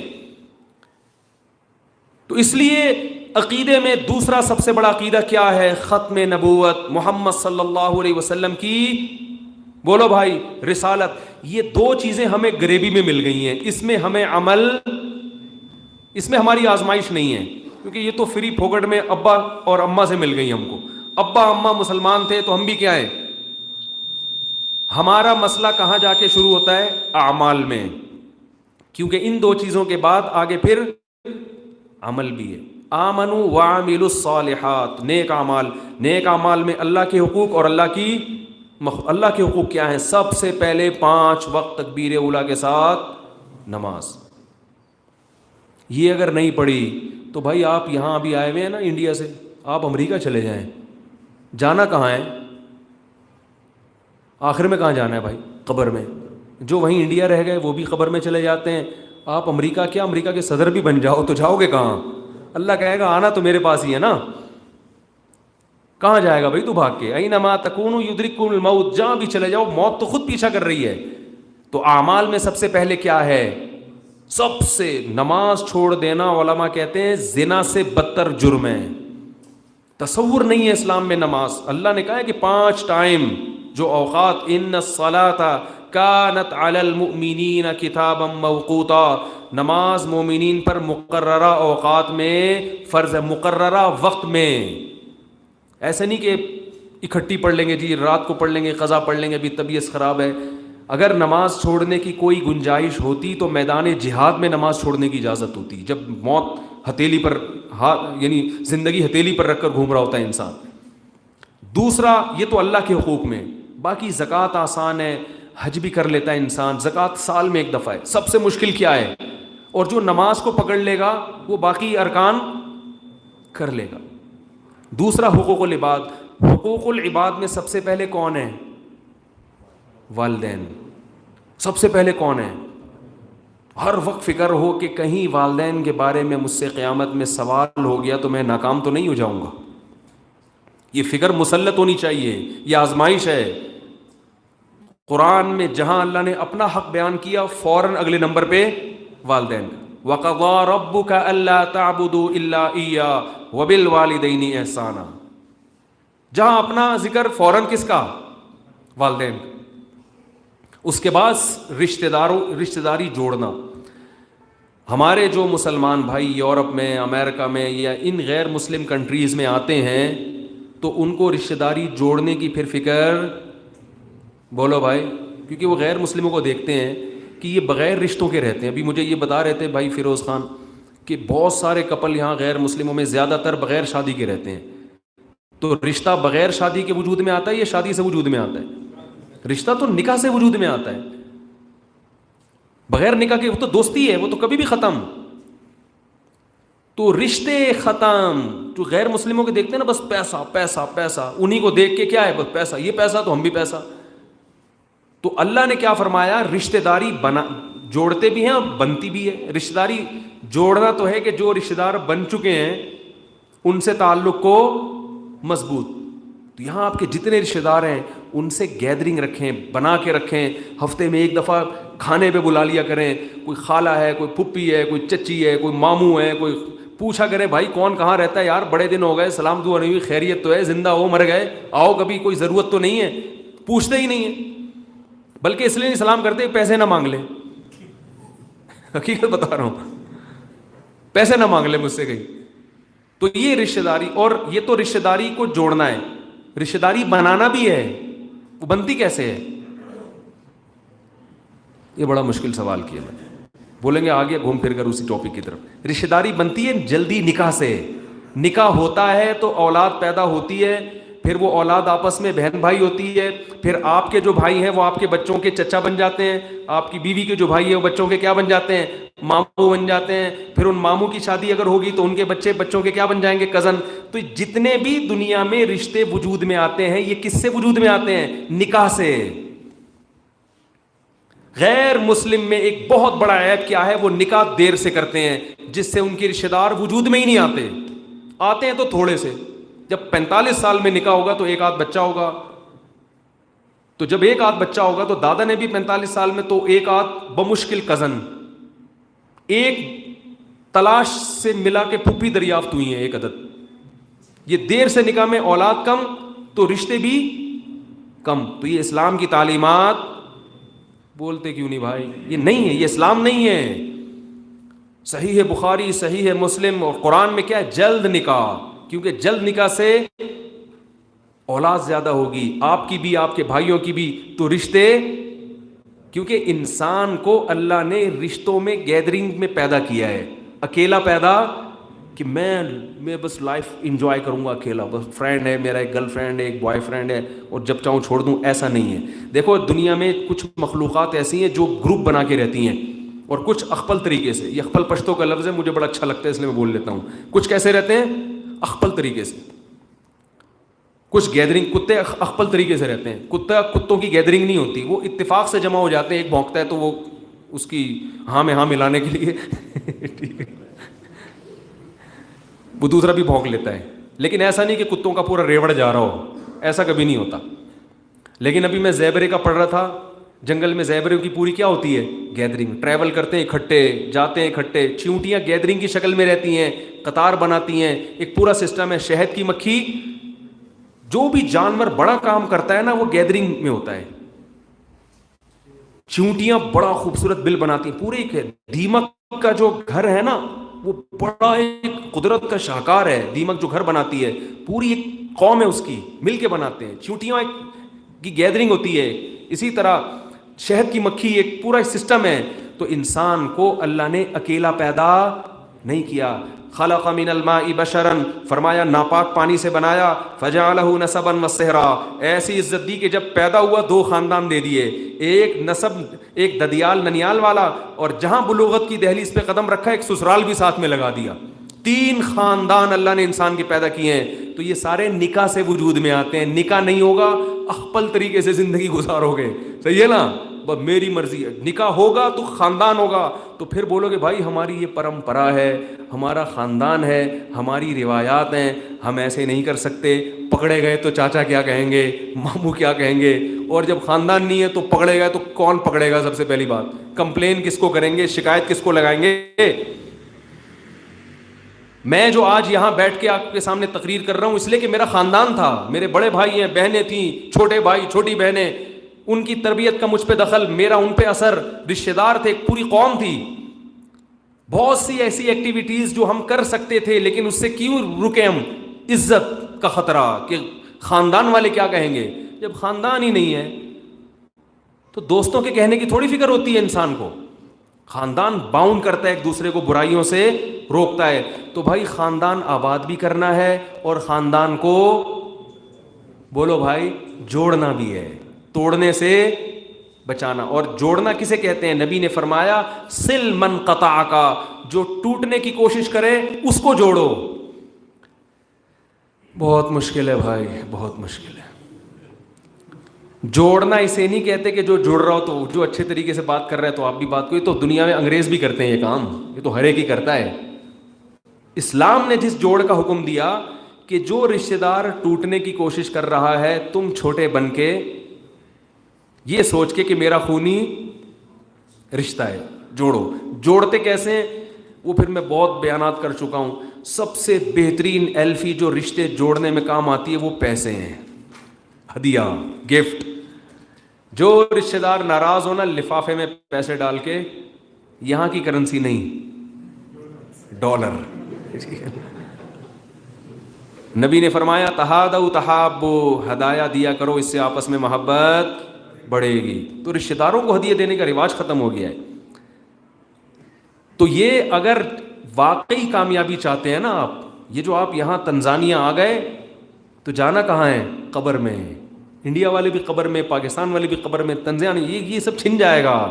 اگر اصل کامیابی میں اور آپ چاہتے ہیں تو اللہ کے حقوق بھی ادا کرنے پڑیں گے. اور بھائی ہمت کر کے داڑھی رکھ لو. معذرت بغیر داڑھی والے بھی بہت سے ہیں جو مجھ سے یقیناً اچھے ہوں گے، عمل میں ہو سکتا ہے جنت میں ہم سے بہت آگے ہوں، ہم پتہ نہیں کہاں ہوں، اللہ ہم سب کو لے جائے. تو کسی کی توہین مقصد نہیں ہے. اصل میں یہ بھی اسلام کا بڑا حکم تھا جو ہم نے غیر مسلموں کو دیکھ دیکھ کے چھوڑ دیا. یہ داڑھی بہت سے گناہوں سے بچا لیتی ہے. آج یہودی داڑھی رکھتا ہے کہ نہیں رکھتا؟ یہودیوں کا دین اتنا خراب ہوا، مسخ ہو گیا، تحریف ہو گئی، مگر وہ اتنی تحریف کر کر کے بھی تورات سے داڑھی نہیں نکال سکے اب تک. یہودیوں نے اپنے دین میں بہت تحریف کی ہے کہ یہ بھی بدل دو، یہ بھی بدل دو، یہ بھی بدل دو. جہاں خواہشات، سود کو حلال کر دیا انہوں نے. قرآن کہہ رہا ہے وَأَخْذِهِمُ الرِّبَا وَقَدْ نُهُوا عَنْهُ، ہم نے یہودیوں پہ سود کو حرام کیا تھا، انہوں نے کیا کر لیا؟ حلال. سب کچھ کر دیا انہوں نے. مگر تورات میں آج بھی لکھا ہے کہ موسیٰ علیہ السلام کو خدا نے کوہ طور پہ بلایا اور کہا، میں نے خود پڑھا ہے تورات میں، کہ اے موسیٰ اپنی قوم سے کہہ دو کہ داڑیاں مت کاٹنا، داڑیاں مت کاٹنا. تو یہودیوں نے اتنی تحریف کی مگر تورات سے داڑھی انجیل سے نکلوا دی انہوں نے تاکہ عیسائیوں کا دین اپنی. تبھی یہودیوں میں جو مذہبی اتنی بڑی بڑی داڑیاں رکھتے ہیں، اتنی بڑی بڑی داڑھی. تو آپ اتنی بڑی نہ رکھیں، کم از کم ایک مٹھی رکھ لیں. تو ہمت کر لیں، کچھ بھی نہیں ہوتا. تھوڑے دنوں شروع میں مولوی مولانا لگیں گے آپ. یہی ہوتا ہے نا، لوگ کہتے ہیں یار میں نیک مسلمان بن جاؤں مگر مولانا نہ لگوں. میں لوگوں کی جو اندر کی خواہش ہے نا وہ یہ ہے. میرے بڑے بھائی تھے، انہوں نے ماشاءاللہ داڑھی رکھی اور پھر شلوار بھی ٹخنوں سے اوپر ہو گئی. تو جب آفس گئے تو مجھے آ کے کہہ رہے یار، مجھے میرے آفس والوں نے کہا یار پروفیشنل مولوی نہ بنو، اللہ کا واسطہ اچھے مسلمان بن جاؤ، نماز روزہ ٹھیک ہے، یہ بالکل ایسے حلیے سے پروفیشنل مولوی یہ نہ کرو یار. تو وہ ایک لوگوں میں ایک وہ ہوتی ہے کہ یار دیکھنے میں ملا، تو آپ ملا نہ نظر آئیں، ٹوپی نہ پہنیں آپ، ٹھیک ہے نا، پینٹ شرٹ پہن لیں، ٹھیک ہے، شلوار قمیض پہننا ضروری نہیں ہے. یہ تو ایک لباس ہے، کوئی لباس اسلام کا کوئی مخصوص لباس جو چاہے. لیکن ازار جو بھی چیز ہوگی، نبی نے فرمایا مرد کا لباس ٹخنوں سے، بولے نا بھائی، اوپر. یہ ہمت کر کے کر لیا کریں. اور نبی نے داڑھی کاٹنے سے، ٹوپی پہننے کو فرض قرار نہیں دیا، ٹوپی کرانے کو حرام قرار دیا ہے. ٹوپی کرانا سمجھتے ہیں؟ کراچی میں تو مشہور ہے ٹوپی کرانا. تو بھی آپ، اور اگر لگ بھی گئے ملا دیکھنے میں تو کیا ہے اس میں بھائی، ہیں کیا خرابی ہے؟ تو اپنے حلیے کو تھوڑا سا ٹھیک کرنے کی ضرورت ہے. یہ حلیہ بہت ساری برائیوں سے بچا لے گا. نور آ جاتا ہے چہرے پہ. تمام پیغمبروں کی داڑیاں تھیں. اور خواتین ان غیر مسلم خواتین کو دیکھ کر اپنے ڈریس کو چینج کرنے کی کوشش نہ کریں. ہم مدینہ منورہ میں تھے تو وہاں ہم نے کچھ افغانی پٹھان دیکھے، بڑی بڑی پگڑیاں ان کی، اور ان کی خواتین کے مکمل پورے ڈریس، پورے آستینیں فل. تو ہمارے استاذ نے کہا کہ وہ افغانی وہیں سعودی تھے، وہ پٹھان تھے مگر سعودی عرب کے نیشنل تھے، وہیں آباد ہوئے، وہیں پیدا ہوئے. ہمارے استاذ نے کہا دیکھو اس قوم کی غیرت.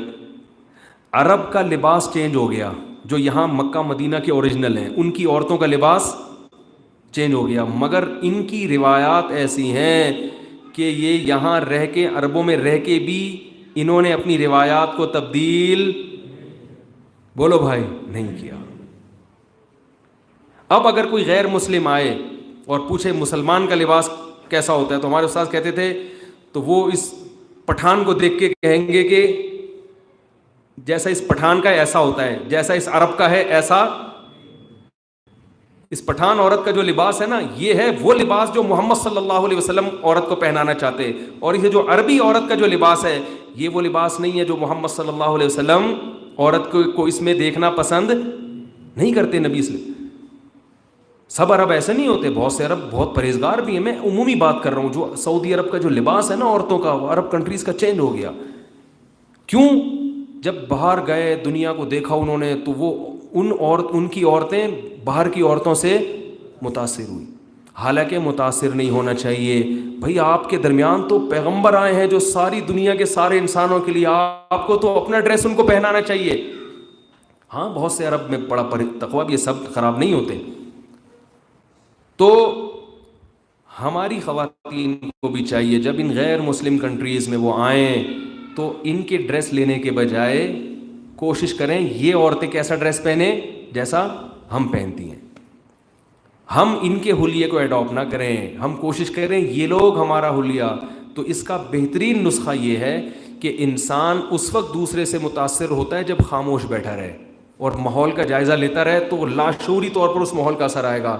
تو اگر وہ چاہتا ہے کہ میں دوسرے سے متاثر نہ ہوں، تو بہترین طریقہ ہے کہ اپنے کلچر کی، اپنے مذہب کی دوسروں کو تبلیغ شروع کر دے۔ دیکھو دو تاجر آپس میں ملیں، اس کے پاس بھی ایک پروڈکٹ ہے، آپ کے پاس بھی ہے، وہ اگر پہل شروع کر دے گا یہ اتنے کی ہے اور یہ یہاں سے 5,000 کا بکرا ہے، اور دنیا میں جاؤ گے کہیں بھی 5,000 کا نہیں ملے گا، تو آپ اپنی پروڈکٹ بیچ پاؤ گے؟ آپ تو تھوڑے دن میں متاثر ہو کے بولے گے یار بکرا 5,000 میں تو مہنگا نہیں ہے، آپ خرید لو گے۔ اگر آپ نے بزنس کرنا ہے تو دوسرے کو بولنے مت دو، اپنی مصنوعات ان کا انٹروڈکشن شروع کر دو۔ تو یاد رکھو دوسرے کے کلچر سے اگر آپ چاہتے ہو کہ متاثر نہ ہو تو اپنا کلچر متعارف کروانا، بولے نا بھائی۔ دیکھو تبلیغ والے جہاں بھی جاتے ہیں، کبھی دیکھا سال کی آخری بات کر کے اس پہ بیان ختم کر رہا ہوں، کبھی دیکھا تبلیغ جماعت میں سال کی جماعت گئی ہو چھانگا مانگا جیسے پہاڑی علاقوں سے اور بالکل دیہی علاقوں سے، اور سال کے بعد گئی امریکہ کے نیو یارک بڑے ماڈرن شہر میں، اور سال گزار کے پینٹ پہن کے واپس آ رہی ہو۔ بھائی ہمارا نوجوان 15 دن کے لیے امریکہ جاتا ہے نا، پورا لباس کلچر چینج، لیکن تبلیغ والے پورے سال گھومتے رہیں گے اور بڑے سے بڑے ماڈرن لوگوں سے ملیں گے، وہ ایک سے ایک ماڈرن آدمی سے ملیں گے، مگر مجال ہے کہ کسی کی داڑھی چھوٹی ہو جائے یا وہ لباس لے کر آ جائے۔ بہت سو کو پجامے پہنا کے آتے ہیں ٹھیک ہے، کیا خیال ہے؟ بہت سو کی داڑیاں رکھوا کے، کیوں اثر کیوں نہیں لیتے؟ اس لیے کہ تبلیغ کرتے رہتے ہیں، تبلیغ تو بولنے کا اثر ہوتا ہے۔ تو ہماری خواتین یہاں جب غیر مسلم خواتین کو دیکھیں تو بجائے ان کو بولنے کے خود بولنا شروع کر دیں، بھائی یہ ڈریس اچھا نہیں ہے، آؤ کلمے کی دعوت کی طرف، ہم نے مرنا ہے دنیا سے جانا، ڈائریکٹ ڈریس کو ہٹ نہ کریں، ٹھیک ہے نا، ایک حکمت مصلحت کے ساتھ۔ تو جب انسان بولتا ہے تو یہاں تبلیغ والوں سے جڑیں، یہاں مدرسے ہیں، علماء سے جڑیں، صلحاء سے جڑیں، ان لوگوں سے جڑیں اور آگے ان غیر مسلموں کو تبلیغ کریں۔ تو اس کے دو فائدے، ایک تو یہ سب آپ کے لیے صدقہ جاریہ بنیں گے، نبی نے فرمایا تمہاری دعوت پر ایک شخص مسلمان ہو جائے تمہارے لیے سرخ اونٹوں سے زیادہ بہتر، اور دوسرا اپنے دین پر قائم رہنا آپ کے لیے آسان ہو جائے۔ اللہ تعالیٰ سے دعا ہے کہ جو باتیں میں نے کی ہیں ان میں جو کمی کوتاہی ہوئی اللہ معاف فرمائے، اور ان باتوں پر مجھے بھی عمل کی توفیق عطا فرمائے اور آپ حضرات کو بھی۔